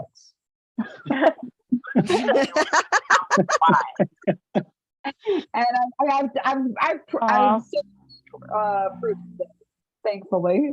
You know, I'm like, okay, no, it's still good. It's still good. I've left, like, I leave her little tokens in there in the envelopes, and I seal them and date them, and my sister knows, you know, and I'm like, just let her do this at 16, let her do this at 17, let her do this at 18. It's always like she has something to open up on a certain day, and I just hope that I'm that like really weird aunt to her. she just keeps giving me treasures that I have to figure, and riddles that I have to figure out. But I think it's hilarious, and I think we're like That's the same. amazing. I think we're like the same weird little goblin, so I think she'll like really get it and really appreciate it. But I think, like, I don't know, we're artists. What do we do? Like, I have no like dowry to leave them besides like cool antique jewelry that I find in my paintings. You know, like what else are we going to leave them besides quirky memories? That's, I mean, that's also my plein air class is like, why do we do this? You know, plein air is so specific. Like, what are we doing it for? And I see it as leaving nice archived feelings for the generations beneath us or behind us, like lagging behind us slowly. They're the ones that will continue our stories, continue the history. And what's better history than knowing what happened 20 years before you were born? You know, like, oh my God, this like garden existed this way. Like going back to Health City at the Biltmore, I couldn't match up my plein air that I did, say, you know, before COVID, because they had done the whole rebuild. And so I tried to like situate myself where I was, and I couldn't get it because everything was different. So I painted, I did like the new painting with all the new additions. And I felt like, oh, okay, that's cool. At least I remembered very fully like where, like what it was. And so everyone kind of, I remember Ananda got the book, you know, to the Biltmore Hotel and saw the garden area that I had painted and brought it to me. She's like, look, it looks like you're painting. I'm like, that's what it was like, you know? So I feel like all these things are important. One, because it's like our craft and it's how we, it's how, yes, financially we take care of ourselves. It's how we meditate, but also it's like we're leaving this stuff for the people behind us. You know, it's like I'm so big on getting archival paper and getting proper pigments and doing things the right way, because I did things for the wrong way for so many years, and my paintings fell apart, and my drawings like weren't protected, and memories were lost. You know, like real memories were lost. It took me a really long time to realize that, like the heartbreak of the memories that are in paintings, you know. Bonnie will be really proud of me. I have like a whole plein air section in my gallery now, and I'm like really doing the research and finding all like I inherited all these paintings from my grandma, and it turned out she was a rad collector who's like, I have cool shit. And I bought one of Nick Baxter's paintings, and Nice. it's like the tiniest painting that I have up there right now. It's like this big, but it's like I tell everyone it's my most expensive one that I have. But I'm very proud of that one, you know. And yeah, I think it'll be like cool to like collect like, you know, plein air in my area, because he's just down in Texas. So I consider him like we're kind of in the same geographical like area. I think it'd be really cool to collect like a lot of Oklahoman plein air. Because I want everyone to like, you know, I've talked to Gabe and I've talked to Martin about having like a nice little thing at the shop, because I want to kidnap everybody and take everyone to the Cowboy Museum. There's a giant outdoor area that we can paint at. And also, I mean, Oklahoma is nothing but sky.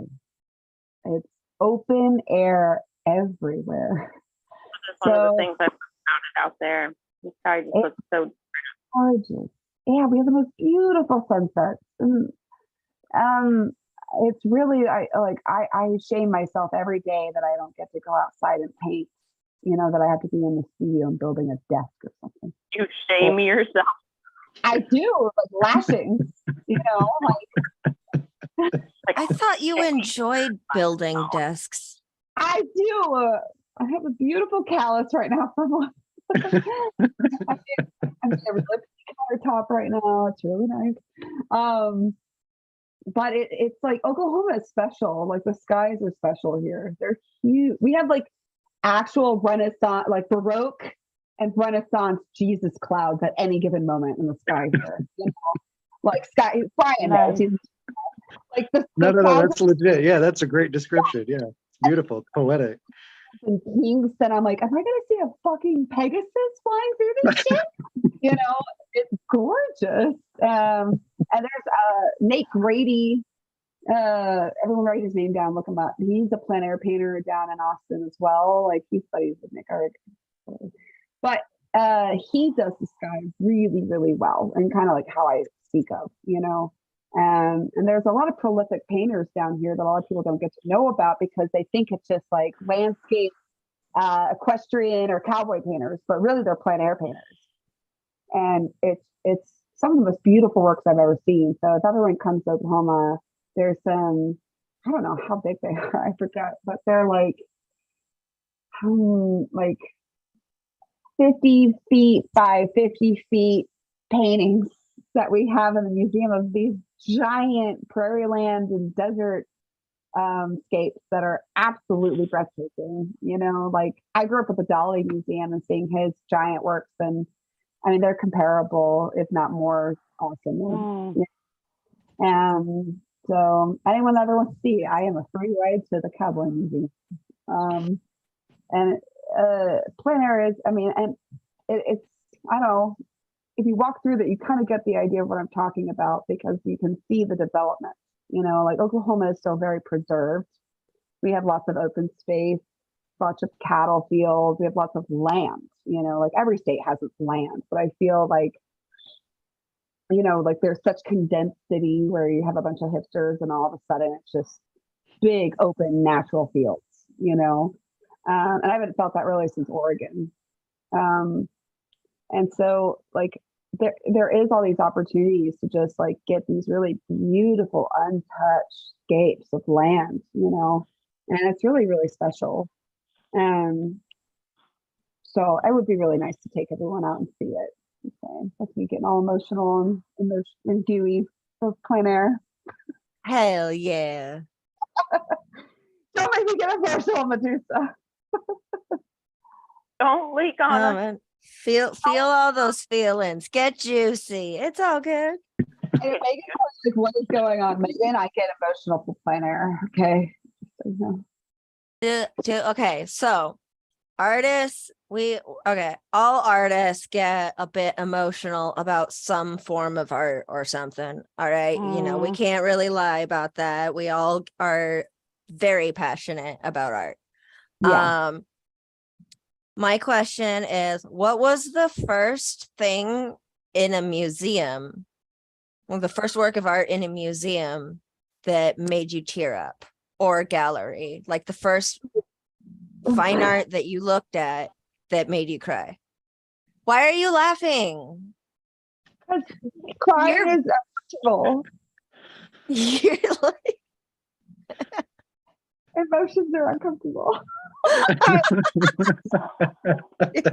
I'm just like, I'm not being So that tune in weird. next Monday for Let's Talk About Feelings with Robbie Ripple. I couldn't even talk today. I tried for 30 minutes. There was and I a was problem with the link. We had so many problems with that. like, okay, I kept asking me for a code, and I was like, I don't know. I just want to talk to my friends. Yeah, it turns out the answer to that is refreshing. Refreshing. Yeah, refreshing the browser. Oh, Yeah, no, or I heard out that and talk- logging back in again. No, I tried. It was just me. I'm cursed. I'll accept that. But Totally okay. join us next week. Yes. Yes. I like bothering. You know, I've known Robbie for so long that I realized that I'm like, man, I just like bugging him. I'm like, what's with that? I'm like, It's so much fun to bug. yeah. He's like, I'm like, why do I just like pissing Robbie off as much as I possibly can? Because it's been like a decade. Like, oh shit. Now that he's on here, I'm like, oh yes. Because I'll just like when I'm doing road trips, I'll call Robbie, you know, like just out of nowhere, like, hey, what are you doing? And he's really good about that. Well, I mean, now he has a baby, you have to be respectful, but he's really good about that usually, you know, like, hey, what are you doing? I'm just driving. I don't know. I don't want to think about my thoughts. What are you doing, bro? You know, those are important people to have. I don't know. I'm trying to think back at like Medusa's question. Like when was the first sappy painting? Let's see. I know, Medusa, what was yours? You know what? I regret. Rick, what? Sorry, That wackily rabbit. I regret asking that question because now I have to be honest and admit that I remember what it looked like. I do not remember the name of it or the artist or which Fair enough. art gallery it was, but I remember it. And I also remember it, like I didn't get teary. The first time I got teary was when I saw Picasso in person. Oh, shit. But yeah, this one it hit me so emotionally and like made me just melty. Well, maybe Yeah, it was just an abstract thing with like, a bunch of paint splatters, and that really caught me off guard because I never thought that I would like that. Huh. Well, you don't remember what museum you were at? It was one of the many, many, many art galleries in the Pearl District of Portland. Oh, fuck. Yeah, and there's like 20 a block. Yeah, there's a lot. I think one of the reasons that it was so it's easy for me to have forgotten that was because I was doing a gallery tour, and all the artist names, all the names of all the galleries and everything kind of got mixed up in memories. 10 years later, I can't remember all that. See if we can all like flex our skill on remembering stuff. Oh, I just lost camera one. To like remember what are we up to par? Like, do we remember everything? Because I remember mine was like definitely in the European section in like Boss DC Museum. No, is it? I think it was like in a DC art museum, which is it could be anything. But it was like a lady. It was Baroque. It was like a lady that was like poisoned, and she was like laid down on some steps, some marble steps. And she was like in a Grecian type toga thing, and there was like flower petals, just like she was holding a bouquet, and they had fallen everywhere. And that was my first painting that I ever had like an emotional response to in a gallery, and it got me. Mine was easy to remember. Yeah. It was Peter Paul Rubens, and it was Prometheus. The title is Prometheus Bound. Ooh. And if anyone knows the story about Prometheus was the Titan that stole fire from the gods, and brought it down to mankind. And for that, his punishment was that he was chained to a rock, and he had, I forget if it was an eagle or a hawk that would fly down every day and eat his liver, like tear into him and eat his liver. And every night That's right. he would regenerate his liver so that it could happen again the next day. But looking at the absolute anguish on the face of Prometheus in that painting was just, it caught me off guard because I had never seen anything like pure fear and terror before. And that captured it perfectly. I think a lot of those those early depictions of Titans and Grecian gods were so pinnacle because they were so expressive, that, I mean, they're ghastly. Like, who am I thinking of, Jason? Not Diego. He did all the Spanish Civil War paintings and drawings and illustrations that were like, there's something about like the ghastly outstretching of the face. It was like almost, it was like, it was extra dark. And how old were you when you saw that? I think I was like 16 or 17 on a class field trip. A young boy seeing a man's liver being tortured. Yeah, that's pretty bitchin'.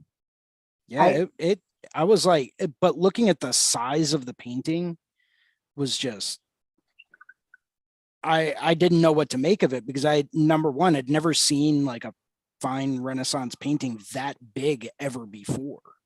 Oh yeah, that'll do And it it too. was massive. I think it's like 8 feet tall. You want to do a giant painting together? Yo, I'm in. I got a 6 foot by 3 foot canvas over here. Okay. It'll probably take a little while because I paint very slowly, very Oh. methodically. But I've got I think the biggest one I have in the studio right now, I've got like a bunch of like 5'3" panels. I'm down to come over and watch and Okay. eat snacks. Just eat snacks and watch you guys critique a little. It'd Tell be you when cool. you missed a spot. Way to go, Renard, on that saturation.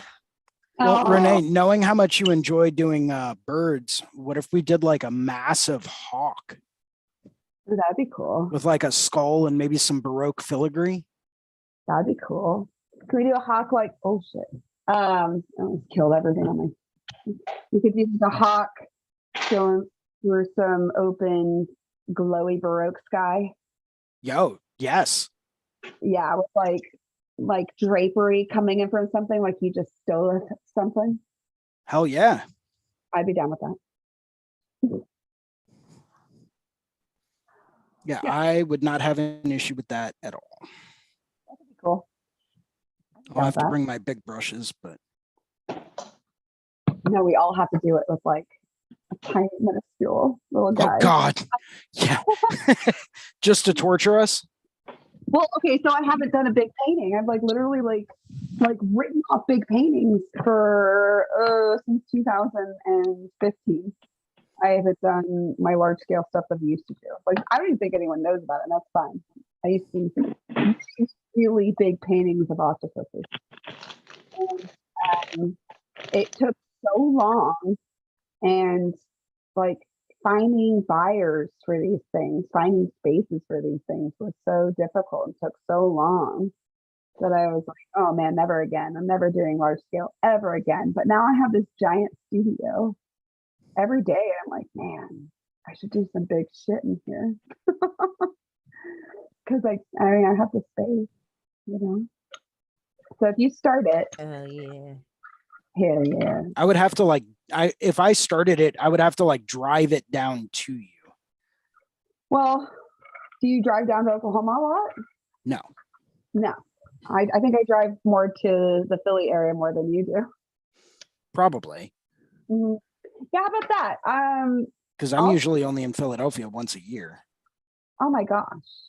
Well, wait, where are you normally? I thought you So were I'm like, right outside in the suburbs of Philadelphia, yeah, west or east. north. Oh, Yeah, Okay. northeast. okay. So I go to Duncannon and Harrisburg or Mechanicsburg every now and again. Yeah, that's not too far. okay. Maybe we can get up there because I get a spot out there. Hell yeah, I'm in. Okay, cool. I just have Yeah. to remember how I put that canvas in my Jeep. Maybe I'll start it. I'll start on one of my panels and I'll like, but we got to do layout. So that means, okay, everyone, this is how collabs happen. So we're Um, thinking 5 foot by 3 foot.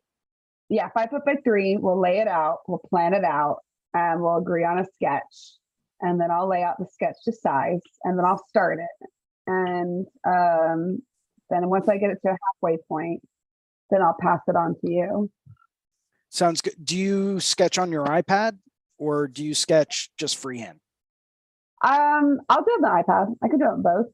I was going to But- say that might be a more convenient way to go back through and get all the sketching done and get all the layout done. And we can toss it back and forth. Exactly.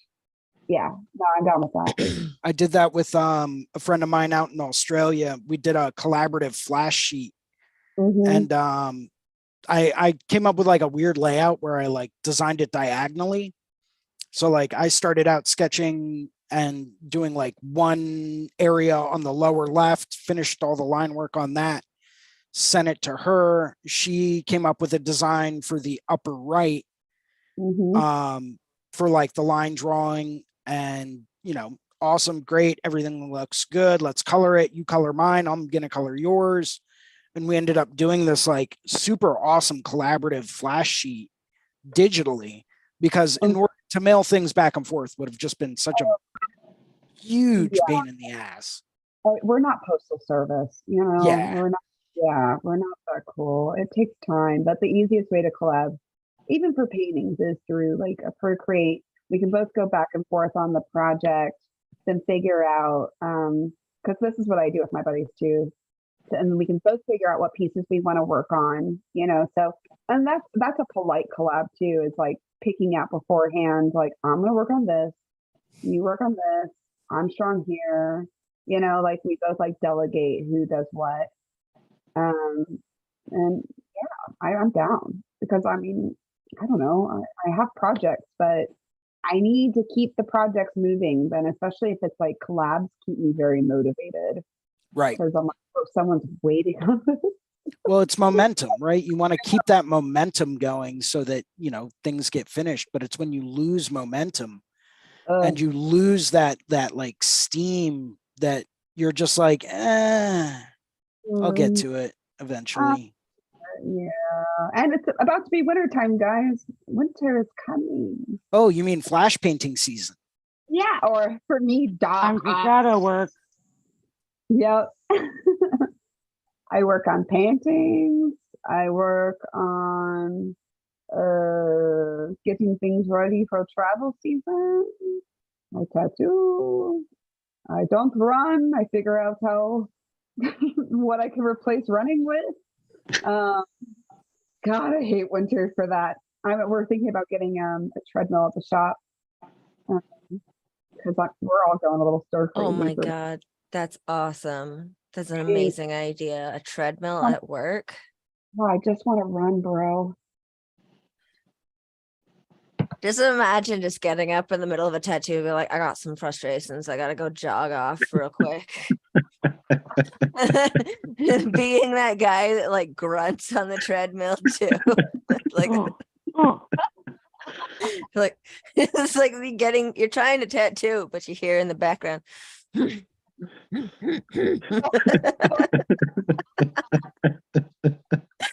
With the heavy footsteps too, because nobody on treadmills, like the sound is heavy, the stomping is echoes, because everybody's body weight is slamming down for it. Get like a closed door spot for it, you know. So like, Renee's running again. Okay. Yeah.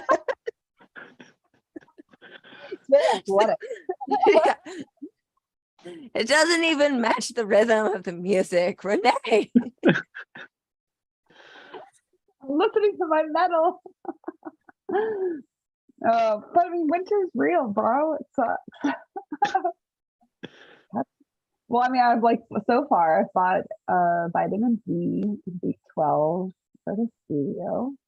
I have some UV happy lights that I'm just like, you know, ready to use. Yeah.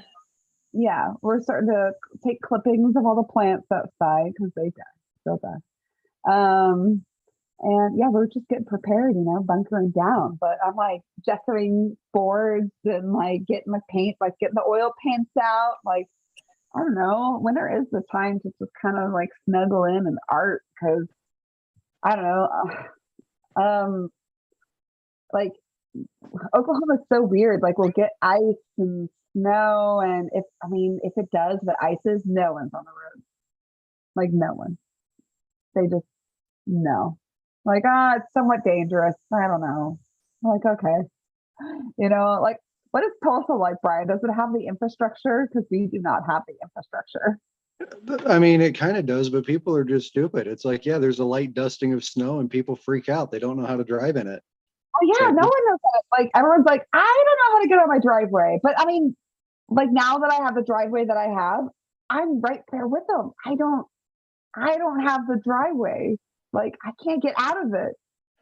You know, like last winter I watched my neighbors like fret over getting their truck out for like easily an hour, you know, and I just watched and they just fishtailed the whole time, you know, like Well, I guess I gotta cancel my appointments because their all-wheel drive truck couldn't get out of that shit. Fuck. So I kind of get it. Like I'm like, oh, Oops. all right, shit. So I'm just like preparing, and it's like so many boards that I'm getting ready. You know, like they're just being stacked right now, and I'm hoarding them, and I'm like, they're gonna be done. They're gonna be awesome.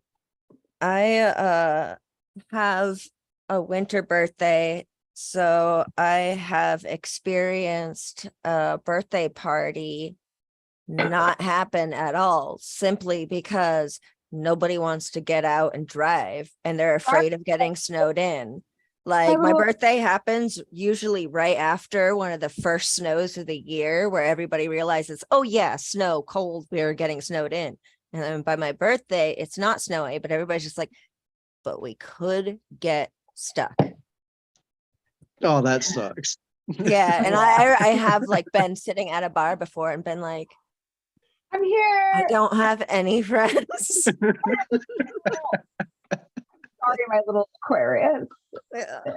It It has, was- I have one here, and it's been a couple years I've had to miss his birthday, but if it makes you feel better, one time I was like trying to get to his house to celebrate his birthday, but instead I was fishtailing all over the road. So I put him on FaceTime and showed him, and it was actually kind of a lot of fun.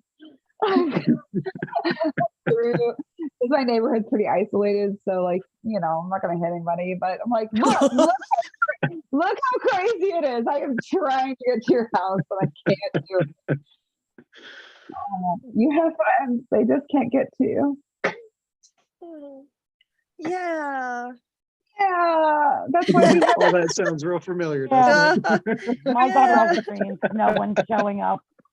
that's why we have paintings, guys, and books. Yes. Yep. I mean, I didn't have friends growing up. I definitely had books. You know, shit was weird back then. Mhm.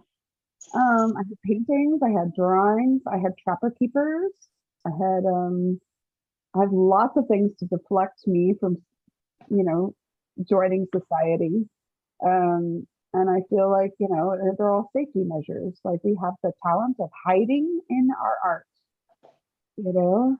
So we have friends. We're just those friends that everyone counts on making stuff pretty, you know.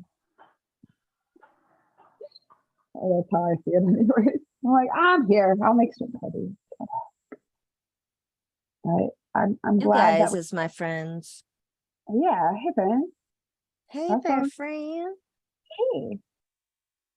I know, I was Hey thinking there, of friends. It's about 8 o'clock. I'm actually gonna jump off, guys. I hate to do this, but I'm gonna get It's rolling because I gotta get some din. Guy's thing is on at 8:30 or 9? 8:45. 8:45, thank you. Yes. Okay, good. I'm like, since I'm so in charge of things. I'm not good Hell at it. yeah. Okay. Uh, Well, all right. good in, and it was good seeing you, Jason. Likewise. Yes, I will thank you. see you, Jason, in a couple of days and probably start frantically texting you as I finish packing up tomorrow. Not a problem. I'm gonna be Ooh. right there with you. I'm probably All gonna right. be packing until like excited for you 11 guys. o'clock tomorrow night. So Actually, I need to start packing tonight because I'm going to be busy tomorrow. So, A long time ago, okay, I have a really quick question for the group, and since y'all friends. A long time ago, I used to have this checklist through Needlejig of like things to bring for conventions. I was thinking of completely deleting it and redoing it because it's like that was pre-COVID, and now like the world is different. I was thinking about doing another one, but like, I mean, I would like to take any suggestions if you guys have anything like to add, since you guys like, I don't know. I feel like I just haven't been traveling as much, but I wanted to make a new one. I wanted to revise it, put my names on it, kind of thing. And it'd be cool, like, to see what you guys have to say. If there's anything different about traveling and what you guys think about, you know, when you travel now, like, especially international. It's an international show, so I'm curious. when you guys are doing it. Like, Jason's the only one that would have answers for you because I haven't done this I was about to before. say the same thing. I mean, I'm pretty, I try to travel pretty light. So Yeah. for me, it's a lot of, you know, just, do I have my necessities? Right. Right. Do I have my True Tubes tray holder? Do I have Oh. my, you know, do I have all of my disposable ink trays? You know, do I have enough to get through the weekend? Do I have my cartridges? Do I have enough Sensi wrap? Do I have my charging station for my machines? Because I've got like several different kinds. So each one of them takes a different type of wireless battery. So for me, it's like, okay, do I have what I need to do a tattoo? That's not. Yeah, it needs to be updated. Everything's wireless now since then. So what I got was one of those wireless charging stations from Amazon for like $30 that's got like 6 inputs. And you can connect 6 devices that way. So you can plug in like your phone, you can have an iPad charging, you can have whatever tattoo machines or battery rechargers that you need to have plugged in. You know, if you run critical battery packs, you can have those plugged in on one port. If you run, say, a Flux or an EXO, you can have those batteries plugged in on a different port. If you run Cheyenne, you can have that battery charger plugged in on another port. You know, so it's like all of these different things. Highly recommend getting like a multi-port charger just for that reason. How big is yours? Small. It's small. Like maybe, I think mine's maybe 10 inches wide by 6 inches deep. Okay, that's okay. Roughly. That's what I by have. like an inch thick. And that's a good idea because for international shows, I have fried things out for not having the right conversion. Right. So that's a really good idea, actually. Yeah, power strips are a must. Always have a power strip. Yeah.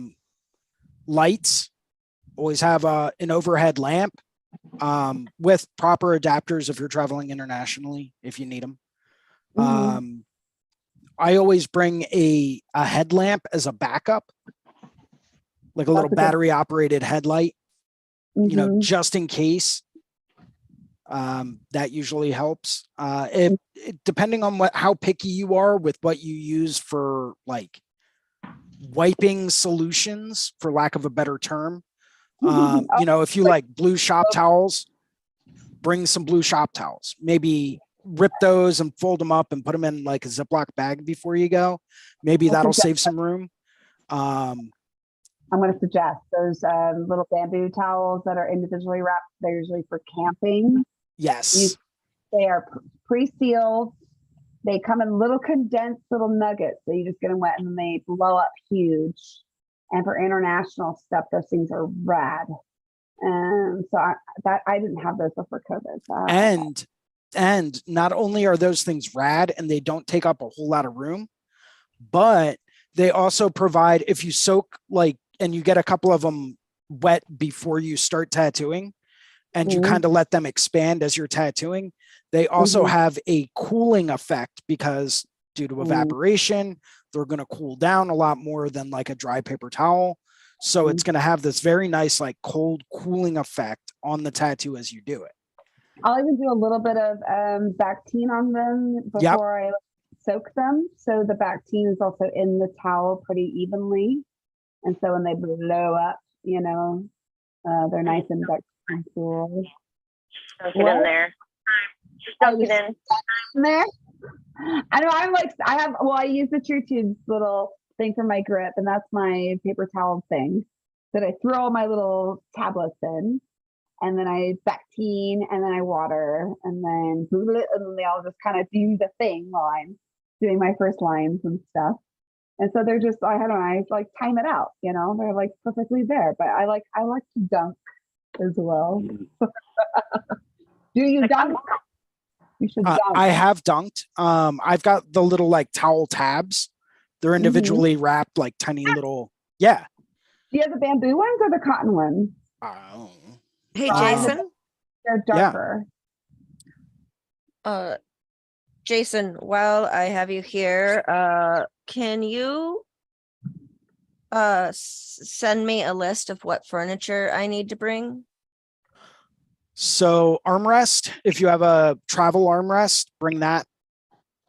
Massage table, if you have a portable travel massage table, bring that.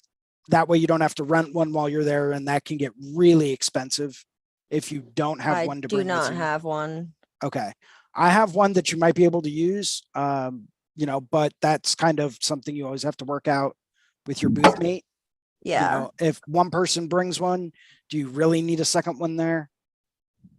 Yeah, but it I kind of was thinking depends of on, renting down there, but you I can, guess it's going to get a little pricey. I'm not going to lie, but you can do that. Check out Amazon Prime. You can Yep. Amazon anything to your hotel. So that's actually something that I picked up on, and I did that this year. I actually did that for a stool, Mhm. and you have to order usually like a week in advance just for travel times to whatever area that you're going to be getting them delivered. But I did that for a rolling stool for the show this year. I found one for $35 on Amazon, bought that. I have that getting delivered to the hotel so that way I didn't have to bring one with me. But then that way, that also frees up one of the folding chairs that they provide. Probably do first. Also, if in dire situation, you can always hit up a shop that's in the area. I've done this because shit gets weird. I've had crazy things happen, and I've literally like hit up shops and be like, "Can I talk to your owner real quick? Hi, I'm so and so. This is what's happened. Do you have an extra table I can borrow for the show? I'll totally take care of it. I will pay you, and I'll pick it up. Can I do that?" And usually they're totally okay with it. Yeah. So Yeah. I mean, the other option is to buy one off of Amazon and have it delivered to your hotel. And just give then, it to them. yeah, just give it away at the end of the day Yep, or yep. at the end of the show. do you think Um, that's cheaper than renting? Yes. Sometimes it is. Sometimes it is, yeah. Oh, well, and you can guarantee that you'll get one because Yeah. sometimes people will try to pre-scoop them up, you know? I mean, if you're friends with the convention people, you can usually go in there and just like, this is mine, and then walk out. But it can get kind of piratey about, with tables and stuff, So I always see if one I can call around and see if I can snag one from a shop. Usually they'll just give it to me for free because they're like, shit, yeah, whatever. Or Amazon, or see if I can just if I have a friend at the show to see what their schedule is. And especially this is for international shows, like if I have a friend there and they only have like a time that they need a table for, and the next day I need the table, they don't need it, then we can coordinate when we use the table. Because neither of us are really wanting to. So sometimes you can haggle and be like, well, I'll bring this. I'll bring a thermofax if you bring this. I don't know. I was raised to just like, you got to haggle this shit. We can all do it if we all bring it together. Lately, for shows that I'm not too accustomed to going to, like Amazon is really easy. But also just calling around and being nice and being like, hi, I'm so-and-so. I was just wondering if you had a massage table I could just bum for the show. And if it's like down the block or something, it's just a quick walk and you get to meet people and maybe you can guest spot with them later if they're cool. Like I went to Hawaii once and I didn't have anything. And then by like 24 hours later, I had everything. Yeah. And it's fine. So, and it was just like, hi, I got stuck in a predicament. How's it going? Do you have any stuff I can use? Like, right. Same thing if someone called me and wrote me an email, like I would be like, yeah, no problem. Absolutely. Here's some prints to sell. You can say like, oh, I'll sell some of your art on my table at the convention or something. There's always a nice trade. But anything to save yourself $50 or $100 or something like that. I don't know. It's cheap. So that's Yeah, my advice. I also highly recommend getting a little travel set of pigments to bring with you. like Mhm. little half-ounce bottles, because you're not going to go through a whole ounce. You're not going to go through a whole ounce of whatever pigment. You Is there know, gonna be a supplier there? there is. They typically speaking, over the last couple of years that I've worked it, they don't usually have the best selection of things.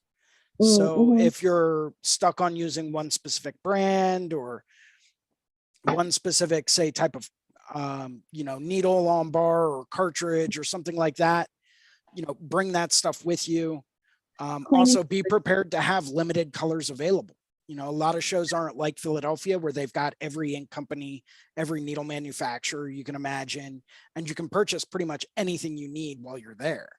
Well, Certain island shows don't. It's expensive to get things to islands. So like Right. if you go to New Zealand, if you go to like Tasmania, if you go to like Puerto Rico, Hawaii, like you're paying island prices.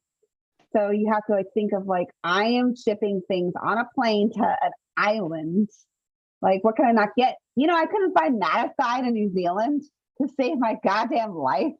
Really? Yeah, from Christchurch to Hamilton, I couldn't find Maticide, which says a lot, right? So and that's why I don't get tattooed. Yeah. So, yeah.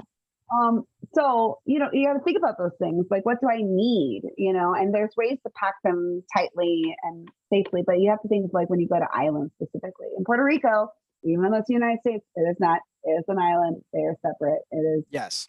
far away from everything. It's super expensive, and they're not going to have a lot of medical supplies and the things that we're used to here. So, but I think they get Amazon. Well, I think. Yeah, Amazon should be able to supply almost anything within a reasonable amount of time. Bezos could fucking figure it out. Jesus. Especially if you're a Prime member and you got free shipping. Get that stuff shipped. You're like a god. You're more powerful than our government. There you go. Can't even get it. Don't get me started. Yeah. Yeah. Oh, thanks. I mean, yeah. Always bring drape sheets and, dental bibs if you need them. I usually just use plastic wrap. Try to buy stuff there if you can, if you know that there's going to be more than one supplier. It cuts down on weight, especially if you're traveling. Then, you have to take that into consideration because things that can explode as well. Yep. Black every time. Doesn't matter. Yeah, I'm not bringing black. I'm just going to buy black when I get there. Same problem. I can't travel with black. It doesn't matter. Like I've done everything. It's been 16 years now of traveling and I can't black. So there are certain travel sets that you can get that come with a 1 ounce bottle of black, sealed, set, ready to go. Matter. It would explode. Unopened and everything. You can get those. Those will oftentimes come with like a travel set of pigments. And I say, you know what? Wrap it up anyway, because you never know. With the pressurization in those cargo holds of planes, there's also a great idea that a friend of mine gave me for when he travels. He puts everything in a Tupperware, like one of the sealed Tupperware, like travel bins, like a sandwich thing. Yeah, so it doesn't crush it. Right. That way all of the pressure goes through and it's gonna, push down on that and not necessarily the bottles inside it. I love you. I know, but it every time. Doesn't matter. Doesn't matter. I just buy black whenever I go to shows. That's what I do. Like I'm like, yo, you got some black? I'm that person. I'll have everything else except for black because it's been like, it didn't take 16 years for me to prove. It took me like 5 years to be like, obviously I'm cursed. And I'm just this is the only explanation. It might be my Eastern Europeanness that's like, curse. I get it. But I think I've tried every little bit of way, but I think honestly, it's like how many times you use that black and like how many times you open it up as well, you know? So if I'm using like these little I traveled so much that's what it would occur. So, but it's a good idea for liquids to buy there because it is cheaper, you know, overall, I think. But I Out don't of know. curiosity, if there's a little bit of room in the bottles, like if you kind of squeeze out some of the excess air and then like cap it off, does that sort of allow it to have room to expand without actually pushing out? Granted, you thought that- couldn't do that on a new bottle. I'm sure that there'll be some person one day to do an experiment on my weird issue, but I mean, I'll bring a couple of bottles and I'll try that on my flight out there and just see if it helps. Yeah, if it works, that would be cool. Take one of my Jason? gloves, handy Yeah. dandy glove. Sean, you showed me that same thing. I was still with a mess. I still had a mess. Dunk them in there. Yeah, but did you have a limited mess on only a few Yeah. bottles? Mess in the bag, in the glove. Yes, and I do. I have I'll like controlled messes. I'll cram the inks like into the fingers. So then you've got the cap and then you've got like the fingers feeling the ink. And then I tie the wrist. Like I put as many into a glove as I can without ripping it. And then I tie it off. So I, you know, that's been pretty foolproof for me. I don't know. It's pretty good. It's pretty cool. Keeps it limited mess, but I'm going for this mess. I try to figure out what palette I'm working with ahead of time so I can take like only the colors I need. Because if I take like all of my colors, that's hundreds of bottles I'm traveling with, risking ruining. Or if I can go through and pull out like my like primaries and secondaries that are all in like 1/2 ounce and 1 ounce bottles, and just take like a few of the larger bottles that I absolutely need, then you know, I still have the potential to make a mess, but it's just going to be limited. And like, if the mess happens, it's going to be in a smaller pouch instead of like my whole ink box. Well, and for weightage too, that's a really good, like, I started doing that when I had the opportunity to do larger pieces, like for a whole day. So I would look at my color palettes for that piece and be able to just bring that. And that saves so much in weight and so much stuff, you know, because then I could get really specific with what needles I needed to bring to the show. You know, where I used to, you know, when you just go to a show and you do nothing but walk-ins, you bring everything, right? But if you have like clients and you know kind of what you're going to do, you know, then at least you can like pre-organize what you need. Like When I little packed when I packed for Puerto Rico, packed the needle groupings that I use most often for walk-ins and the pigments that I used most often, you know, just in general, but with limited and color families. And then as far as packing, I opened up each cap, wrapped it with saran wrap, screwed the cap back on, wrapped the bottle in saran wrap, and then put them color families together in plastic baggies. Yep. Oh, girl, your OCD is beautiful. I am terrified of making a fool out of myself. No, that And sounds also, speaking of which, Jason, if there's anything you need me to know, don't assume I already know it. Just text me. Okay.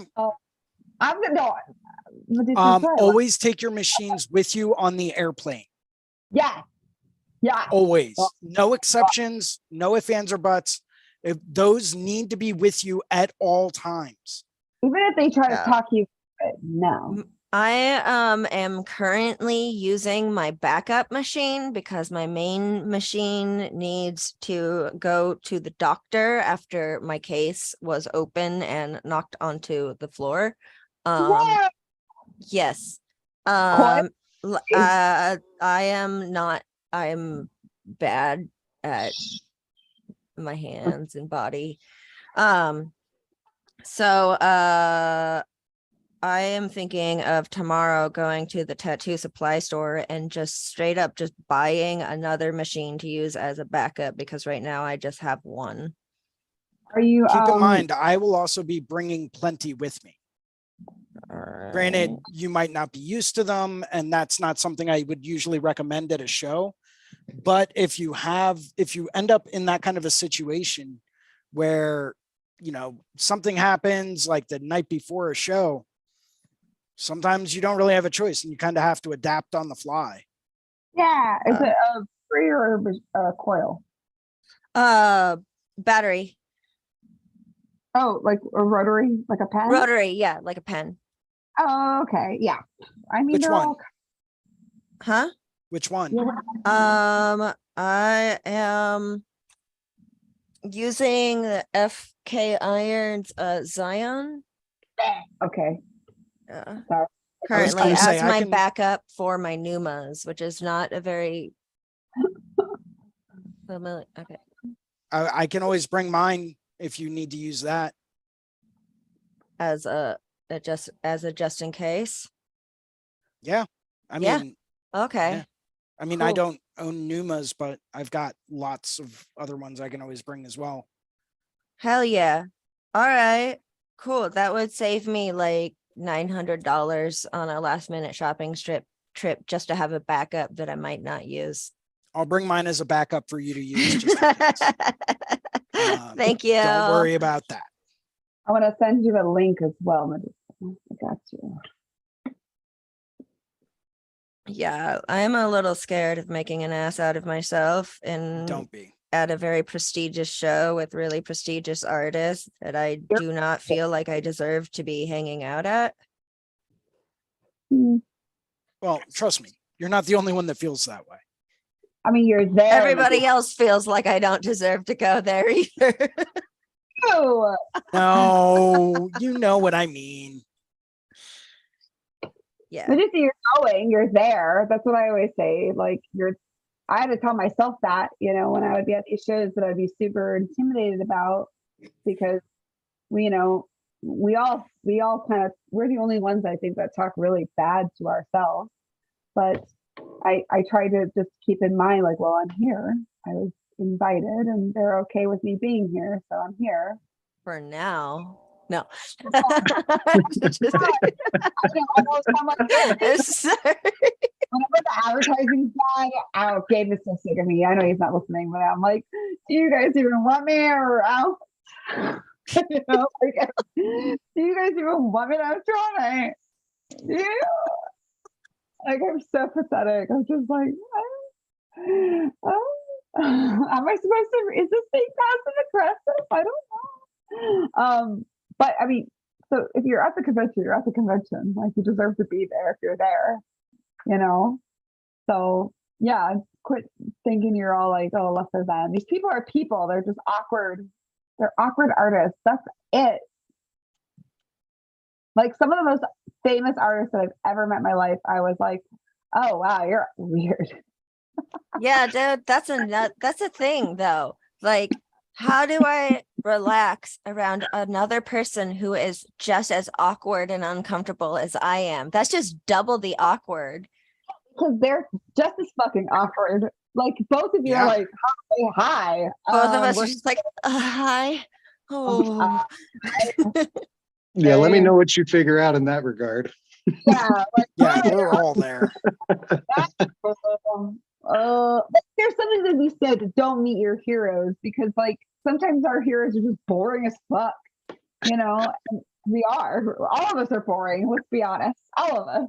And we enjoy that. But like it's so much to say that like you like their art and they're also this entertaining, rad, inspirational person, like that's so hard. That's so many. Oh, that's so much. A lot of responsibility for just one awkward person to have. Being cool and talented. Ooh. Whoa. Yeah, now that's too much to ask. Too much. One time I was at a show, I was at this thing, and all these little girls came up to me and they're like, we're Renee Little and we follow you on Instagram. And I was like, oh my God. I felt so pressured that I took all of them out to pho. And I just felt like I was like hurting them. Like, let's go. Come on, let's go to pho. Let's just go. And they're like, oh, this is so cool. And I was like, oh God, I don't know what to do with you. I felt like I was like a really bad babysitter, but I wasn't. They were cool, but I was like, oh, I don't know what. And so I just ended up telling them what not to do as a tattooer, as a girl. I was like, oh my gosh, let me help you, please. But it's so just imagine yourself in that boat. Like, they're just as awkward as you are. They want to be cool for you. You just have to make space to let them be cool. You're like, hey, you want to like get a coffee? Okay, so the first time I met Tony Moore, I freaked out, and he's the guy who did the Walking Dead like comics, right? All the illustrations. Mhm. And I was like, oh my, what am I gonna say? Like, this guy seems pretty cool. I met his wife, she's cool as shit. Okay, that's cool. And I was like, so you think you just like want to retire and play video games? And that's what I said to him. And it was like perfect. He was like, yeah, actually, that'd be great. Um, and when I fangirl, I don't know what to say besides like, what's normal, because that's that's it. We're all just normal, weird humans just trying to figure it out, and I think all of us want to retire by playing video games, right? Like, Mhm. Walking up to my heroes and be like, hey, do you want to go to Disneyland with me? Yeah. Oh, take a ride on the teacups. oh no. Best friends. I mean, to be honest, if Zelda was on the Oculus, I think I would like, and if I didn't have the cat, I would probably lock myself up in a closet and just be Link for the rest of my life and be like, peace, So my rent's cool. Bye, Yeah, Jason's agreeing with me. Thank you. Thank you. Yeah, and I'm also signing off. So Sweet. Oh, Oh yeah, see ya. have a good night, guys. Bye. With us. Bye, Jason. Mercedes, I would do so. Oh, I did it again. What'd you do? Oh, did you just call me Mercedes? Rude. And What is going on with this? you also got Needle Jig to call me it too. I'm so sorry. Needle Jig. Mark, you got Mark to call me Mercedes. Oh, so sorry. I say with such confidence. That's why. And I'm like, In front of so many people. people. But as soon as it's out of my mouth, I like, oh, what just happened? That wasn't me. At least, okay, so one time, Like, wait, where did that name come from though? I don't know, nowhere. That's what my brain does. One time I was this talk, right? And I got up and I was like, and I was introducing my friend, right? And I'm like, she just awesome business seminars. And I like went say her name and it like came out mush. I got so nervous that I like forgot what was going on.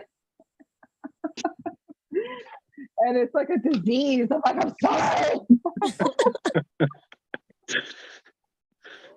Well, as I recall, you got everybody else's name right. So screw you too. Damn. I give everybody nicknames. Yeah.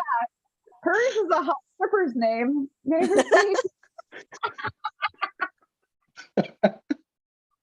That's my alter ego for you. I'm like, hey, sassy girl. So, no, but I want to say that my cats have literally been napping this entire fucking chat. Like, I'm going to pick one up and show you. Which one do you want to see? All of them. Yeah. All of them. Hello, big boy. Hello, sorry. Come here. Come here. I know. Sleepy. Okay. So this is Pippin. Oh my gosh. Oh, look at that fluff. Oh, what a belly to bury your face in. Uh-huh. Oh. This is Pippin. He's a big boy. He's got big fangs. You see his fangs there? Oh yes, he's got big fangs. I love him. He is a proud Ouija. He's my show cat. Look at this length. He could be a scarf. He is well, he's only a year and a half old. Okay. All right. And so I get Let's get Mr. Murray.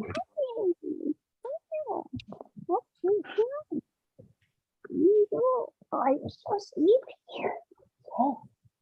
And this is my baby. I love hearing you talk to your cats. Oh yeah. It's my clients lately, and they're like, "Honey, what is this? It's so nice." And I'm like, "This is my baby. Oh, hi, baby. This is my cat baby. Goodness, so cute. Good boy." Yeah. So they're still babies. They have 4 years more of growing. Like what, Maine Coon Norwegian forest cat? They're gonna get bigger than this, and I can't wait. You know. I'm so happy for you. They're so Bruh, groovy. You have such cute little fur babies to cuddle with. I know, and they love. They just love. They just stretch and love. Like a full I know. They all do this.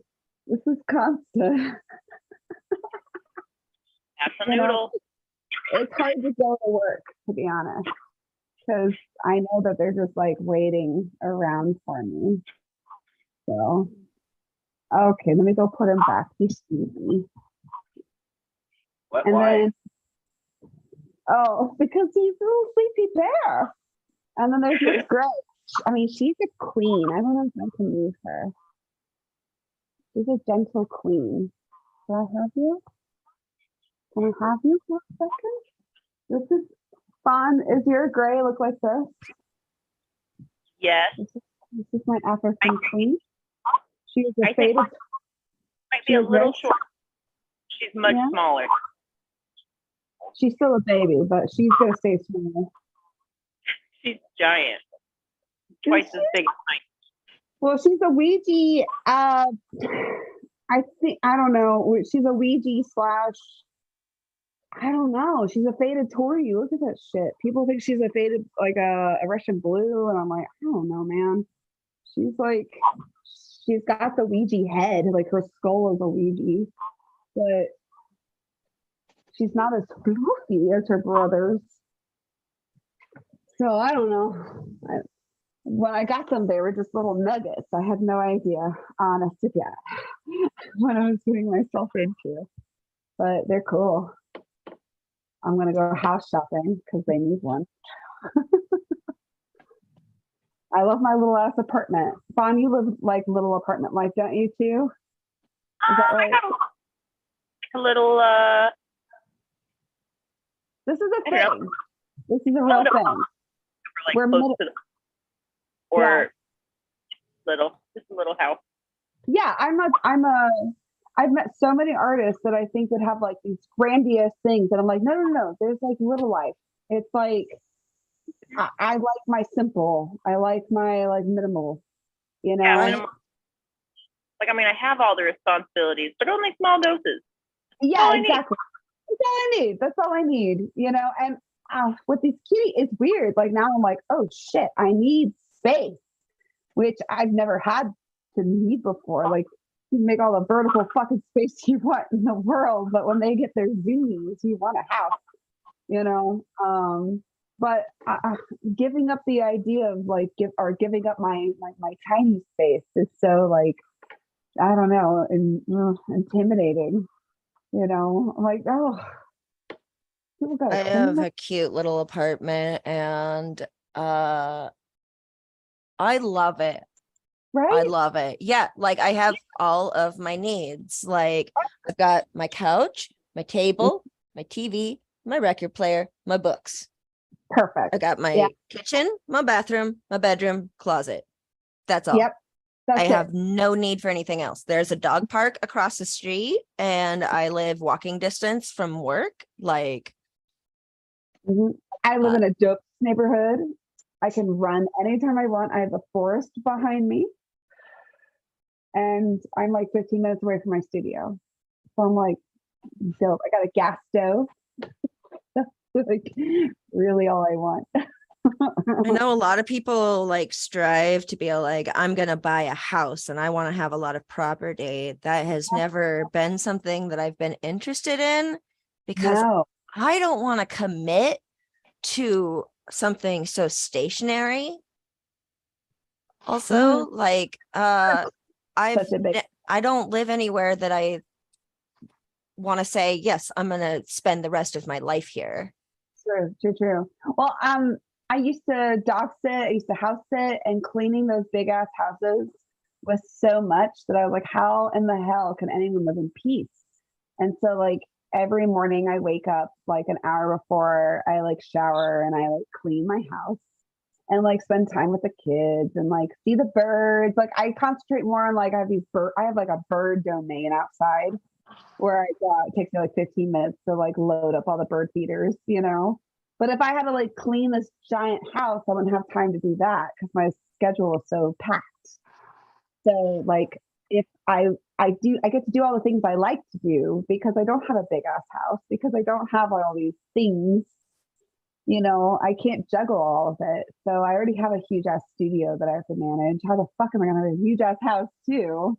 Doesn't make any sense to me. So I'm like, well, I got a good yard, good solid yard, a good solid garage. Cool. You know, like gas oven, got trees. I'm good. You know, and the cats love it. There's plenty of windows, but I don't know. I've been thinking about just because they are getting this is the largest cats I have ever had in my life. I've always had cats, right? Always, my entire life. This is the biggest fucking junk ever. And I'm like, man, I think I need a second bedroom. It sucks. I need another room for my cats. Yeah, I think it's official. I'm a cat lady. They need to get bunk beds for my cats. You leave cat TV on, don't you? You like leave on those 8 hours of like bird videos and squirrels. Subscription to relax my cat on Alexa. Like my cat's been under a lot of stress lately, so I know we're having some environmental problems right now, but I definitely need to leave cat TV on when I go to work. They have these users that are pretty dope. Just saying. Yeah. I'm really dope like the cat lifestyle. Cat. It's because my gray cat gets real irritated at my dog. Like she has no patience for my dog, but she's completely declawed. Whoever had her before me declawed her. So I'm like, man, you are so irritated all the time. So I had to get another cat to keep my dog company so that my gray cat would be happier. And it's a great harmonious situation. Like my orange cat are best friends and my gray cat much happier. Oh, you know, I definitely love that line of logic because I've been thinking that I work a lot and my dog needs a cat companion. Yeah. So maybe I should also get a cat for my dog, obviously, so that he has a friend. Yeah. And I then agree. you see, the thing is, I also have fish and a snake, and they're all kind of lonely. So I need to get more fish too. And, you know, maybe a turtle Oh yeah. Some of to those bridge the realm between snake and fish. And little shrimpies. I have shrimps. Okay. They're Snail. blue. Snail. And I just got done with a snail infestation. I don't want to talk about snails. Okay. Well, now I'm intrigued. I know. Like, what? They hitch sometimes little baby snail egg sacks will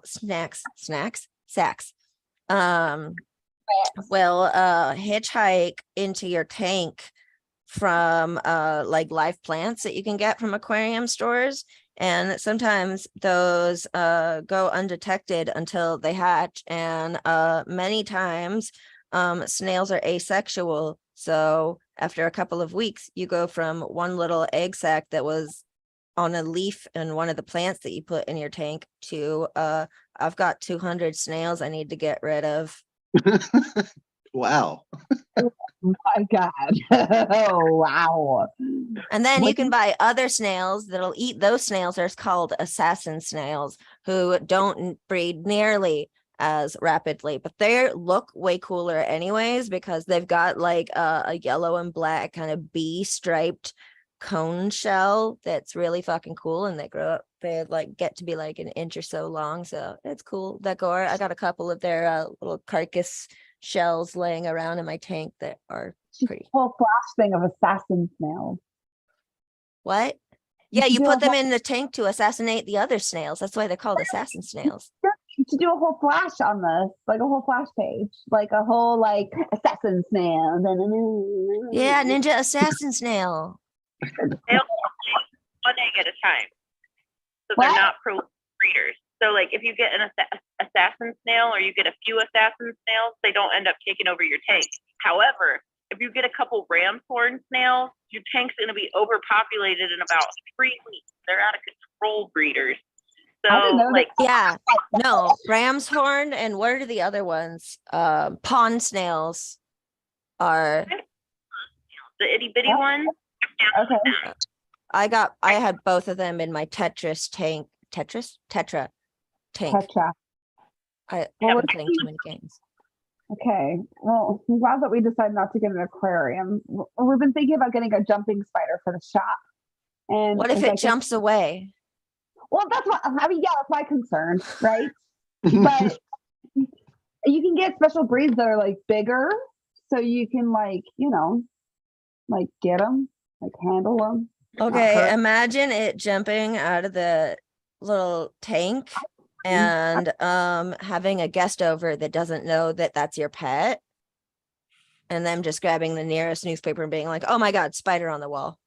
I would fire them first. I would like, no, you need to leave. That was our pet. Because there's no spider killing. Okay, what if it jumped on a client and the client is not a spider person? We just wouldn't open the cage. We would like have. And Well, fuck that you client. can't- Yeah. you Goodbye, can't- client. Fuck the You client. can't always like accidents happen. They jump and they're also tiny and holes sometimes happen. Sometimes like me with my one snake, I didn't complete the latch on the tank, Mhm. escaped. Was gone for a month. Oh. Found her eventually. She Good. also escaped and reappeared like 5 more times. That girl was a bitch. I But worry about it, but yeah, I mean, like would it you be can get the- out. I built a desk and it has a display case, and we could use like a quarter of the display. Like, hear me out. We could use like a quarter of the display case and have a jumping spider terrarium inside of it, and I could make a special little door for it, so we could like clean it and like feed it and stuff. And then the rest of the display case could be our like cool jewelry and shit. Okay, hear me out. Okay. Okay. I take your jumping spider terrarium Okay. inside the enclosure / table, Okay. and I raise you a Okay. tarantula circus inside the thing. Tarantulas are harder to lose and they don't jump. But Put it in the table. They go. And they're husks. They take off their clothes when they're done with them. And you can put that in another terrarium and it looks really cool. Oh, I mean, jumping spiders, they have husks that they change. Not into. nearly as cool as a tarantula. Jumping spiders this big, not big. The tarantula ones, you can like fucking put it in a ball of resin and make a globe out of it and be all like, yeah. "Ooh, I see a future. It looks very arachne." No, it's really fucked up. So I love preserving wet specimens. So I started doing when I was really young in my 20s, when shit was crazy. I would find widows and then have them like have their eggs and have little babies, and I would break up on the sack and like ethyl alcohol, everything, and it'd be like a little snow globe. And I mean, it was hip for like an entire winter, you You know? like made snow globes out of widows' corpses, egg Yeah. corpses. You killed them. And you're like, this is a cute snow globe. Yeah. A bunch of corpses that are the remains of your victims and Yeah. your victims' children. Yes. You're a little rude. This is a college. I went to college for this. This is fucked, but I took it too far. I know. I took it too far. But no, since I've been like the handyman of my circuit of friends here, like I've been like the widow killer for some fucking reason, like all summer and fall, and everyone just been like, Renee, there's a widow in my garage. Renee, there's a widow. So I have a freezer full of fucking widow, or I've just been at the, and I have like a pretty stable curious cabinet at the shop, but like now there's just like widows galore because I don't want to like kill them and just depart them. You know, I mean, I studied this. I know how to do it, so I have to preserve them. So I mean, I don't know. If you go into the shop freezer right now, there is a lot of murder. You know, but it's all the curious cabinet. That's what they're gonna be putting out on the press statements after you get like arrested. I know. It'll be like, well, it started with bugs. She used to keep them in the refrigerator at work. It was a tax write-off for some reason. It was art related. Just like for the sake of art. I mean, it made so much sense when you're in entomology and you're doing it and all your classmates are doing it and you have a grown professor saying this is okay. But then you tell your friends and they're all like, Hey, don't move the dead spider in the fridge. Yeah, don't move it. Don't move. No, Well, I put that there. Don't move it. Megan, what did you learn about freezing moths and why do we do it? Oh, the parasites. Yeah. And I was like, after they died to see them and they start running away from the moths, like they're like, no, freedom. And then they die. And they're like, see, this is why we freeze things, because it kills the parasite. Because I have a moth right now in my booth that like I bought it. I bought this like beautiful moth piece from our osteology museum, and they have a whole entomology little section with cute moths and bugs, whatever. And so I have one of these beetles that I love so much because it's crazy eyes, and it's a parasite that fucking ate through it midway of my ownership. And I got to see it through the glass, being like all the stuffing is like coming out, and you can see the little skeleton, like the little husk of the parasite, because eventually it died. But I was like, God damn it, they didn't properly freeze their bugs. So you have to like freeze everything up. So that's why, you know, bugs. We have I'm freezers. learning so much from you, Renee.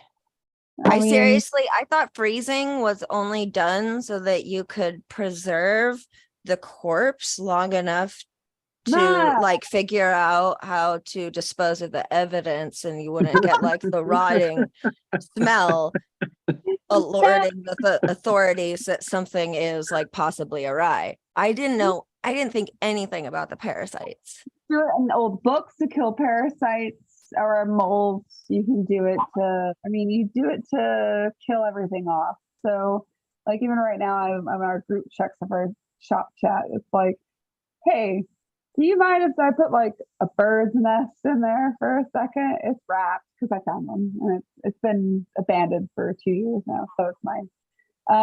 But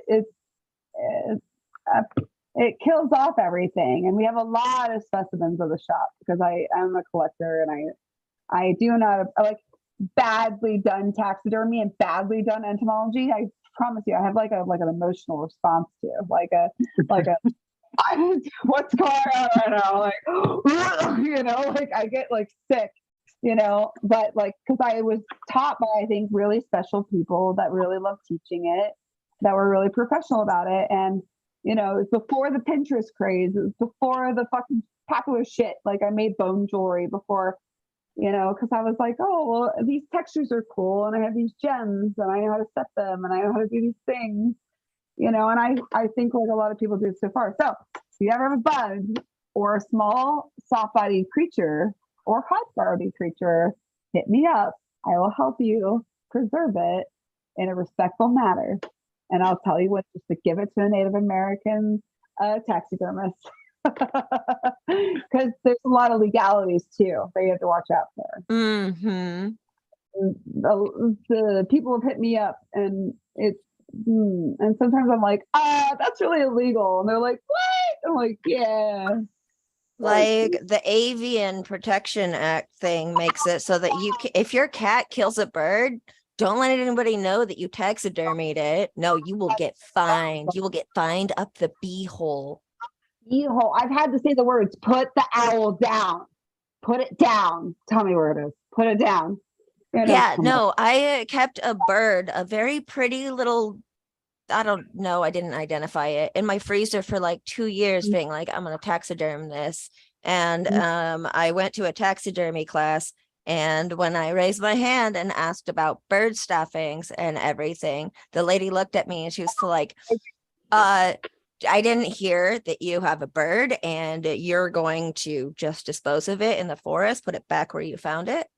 Yeah. Like, same thing with nests. I didn't think nests were a thing because I know about feathers. You can't pick up an eagle feather. You can't do it.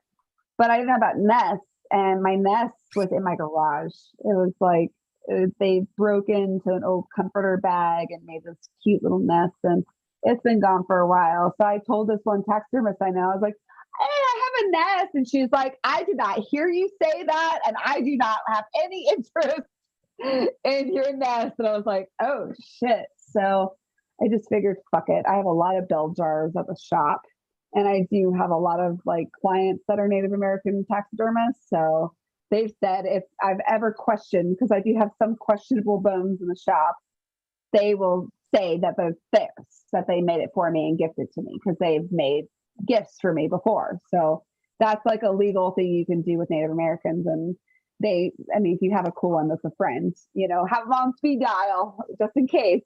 But I haven't had any problems, you know, like most people are like, oh, bones, cool. But it's very finable. It's like very illegal. It's like very like serious. And it took me a long time to even realize that until I studied more into it and like really got into it, because I'm pretty good at preserving, because I like archiving. I like preserving. I like, oh, let's keep it forever.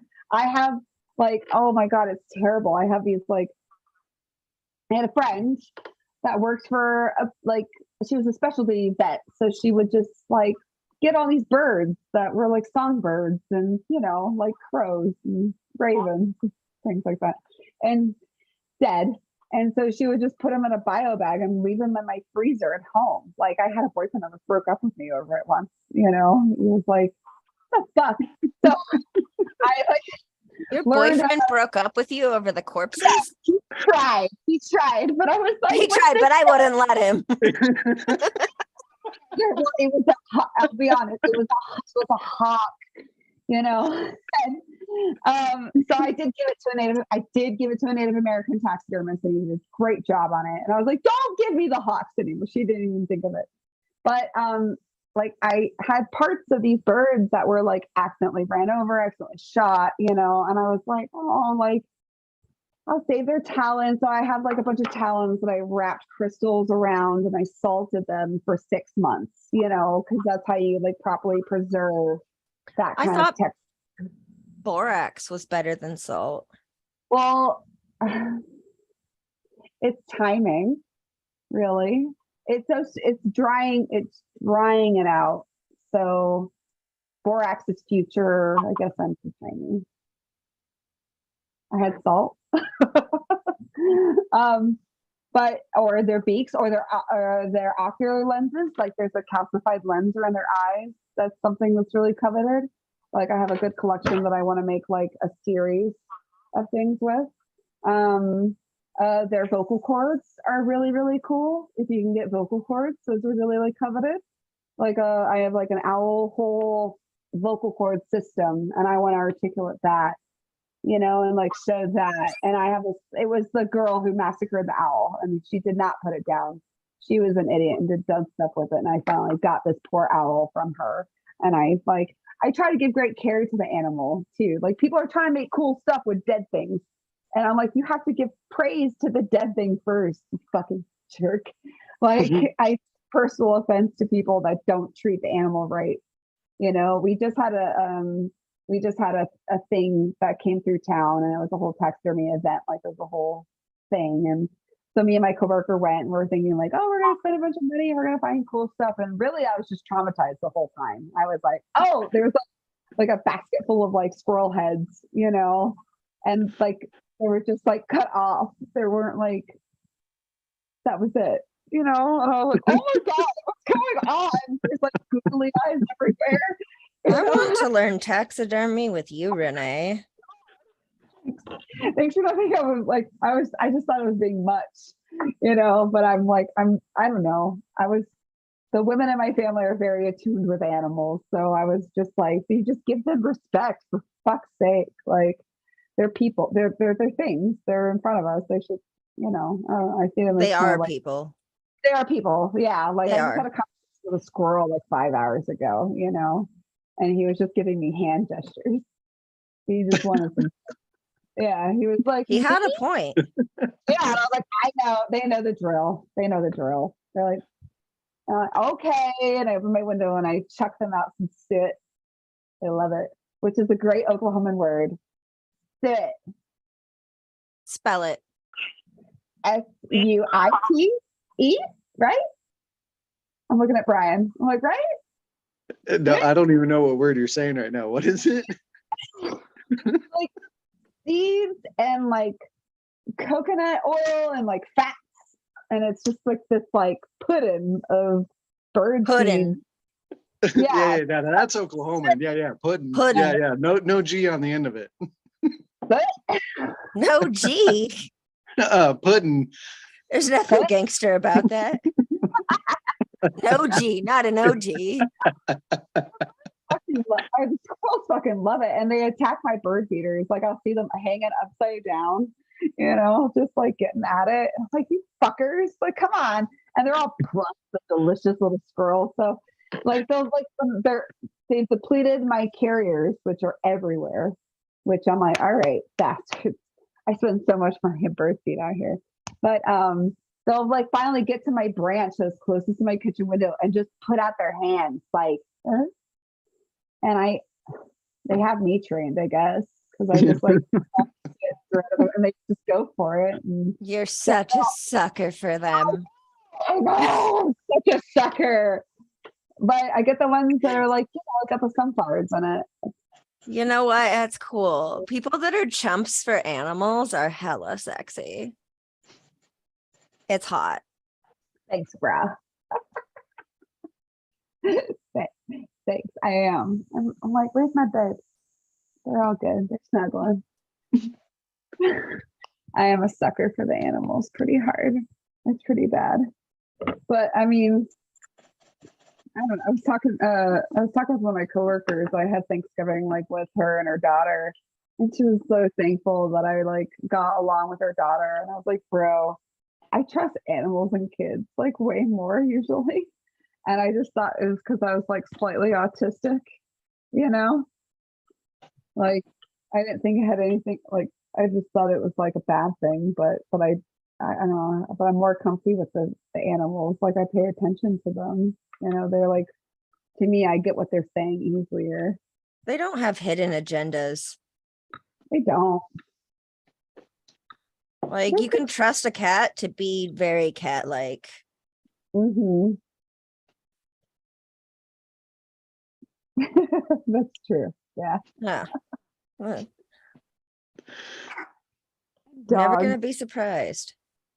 They're like, he's just catting. Dude, I've just been freehanding like little English roses this whole time. Oh, I'm drawing Jane Lane. But Ooh, like with with a like almost like an anime take on it. I'm trying to figure out where my camera is. Oh, there. Oh, there. Oh, she's hot. Yeah, she is. Oh, Wait, yeah. what are you guys seeing? I'm not seeing anything. Oh, scroll up. I'm on- technologically retarded. okay, I'll put it on the other camera. Here.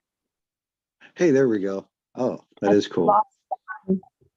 We lost Fawn's iPad.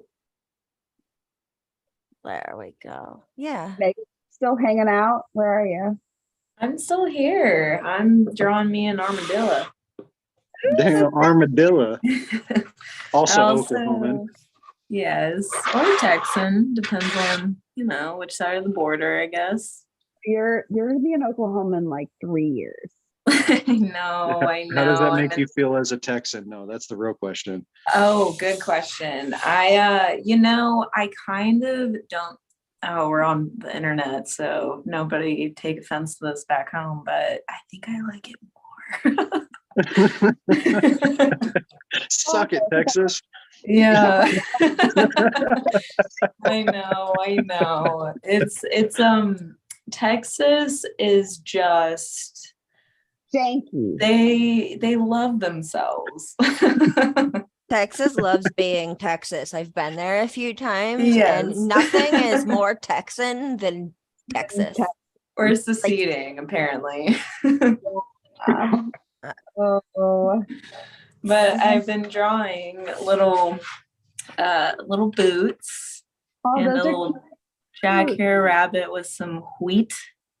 some what? Let me see that. Goofing. New boot goofing. It's a roller skate. Where's your scooting?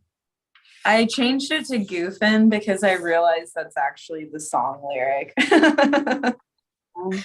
So I quickly did it on this piece of paper and then put it back under there. Okay. But I have my little sketch pad here and I'm doing this armadillo and I think I'm gonna put some little cactus blossoms there. Cute. Did you know what I meant by practicing your leaves and your blossoms? You'll find your bases. Yes, I've been trying to do a bit more of those guys and I think it's helping. Okay, good.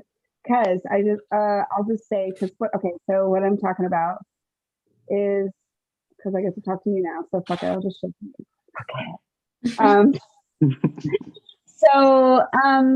If you really practice the art of making like little leaves and little budlets and like little like reeds almost, like you can put anything you want as a young tattooer in that wreath or in that thing or in that thing. And it's, the more detailed and weird you get, like the better. Like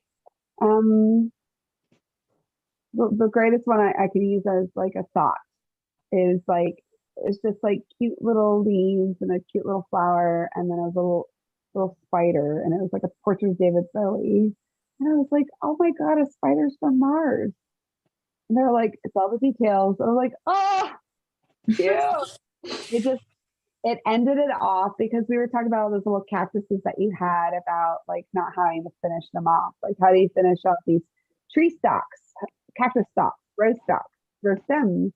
Like, how do you finish all these things? And if you just use like little budlets of things as like almost like a wreath or as a base or as like, you know, it works really well.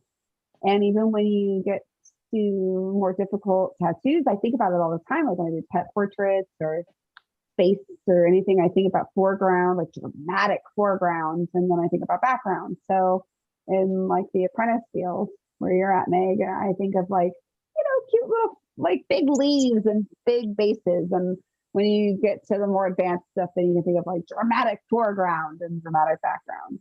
And it helps cap everything off. If you're doing, I mean, no matter what you're doing, it's good to have a cap off that's dramatically in your face. Like a foreground piece always caps anything off.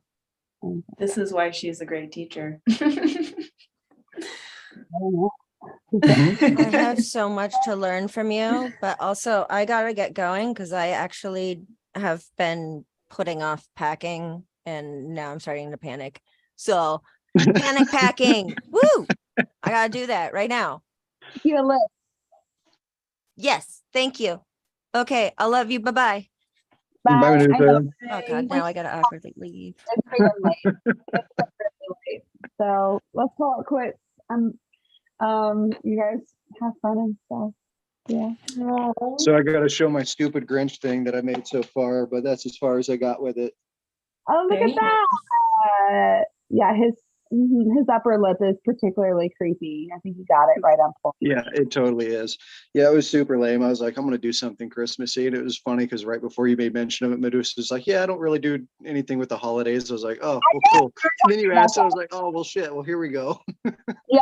Oh, well, I'm doing it. Well, at least you were trying to be punny or anything weird like that. We're not punny. I mean, I'm not a punny person, but other You've puns been punny before. I've caught punny. it's real rare. It's real hard, but I try. Hey, thanks guys for coming to my draw night. It was like I was feeling really weird today, so thanks for joining. Oh, always.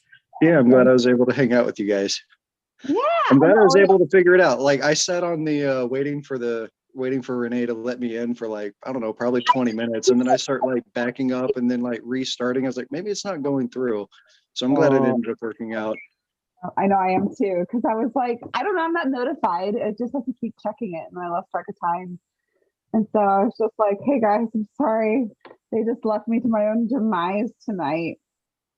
But we Crushed it. had a big group, so that's cool.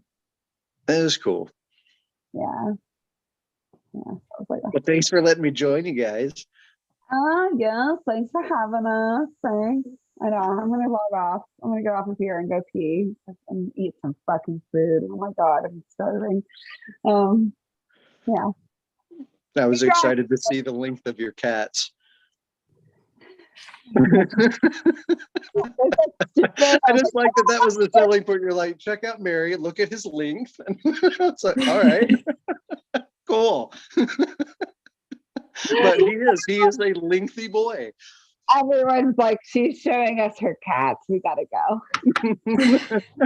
And I'm like, this is what keeps me here for the long haul. They're pretty cute. I'll say that. They are very, very precious. I just want to see the kitties. I just can't believe they're still napping. They're just being really cute. They're just waiting on Mama to get done with their art. I guess. Yeah. See, I'm all sleepy bears. So I'll see. But okay, I'm gonna go. I'm gonna go pee. All right, Alrighty. You guys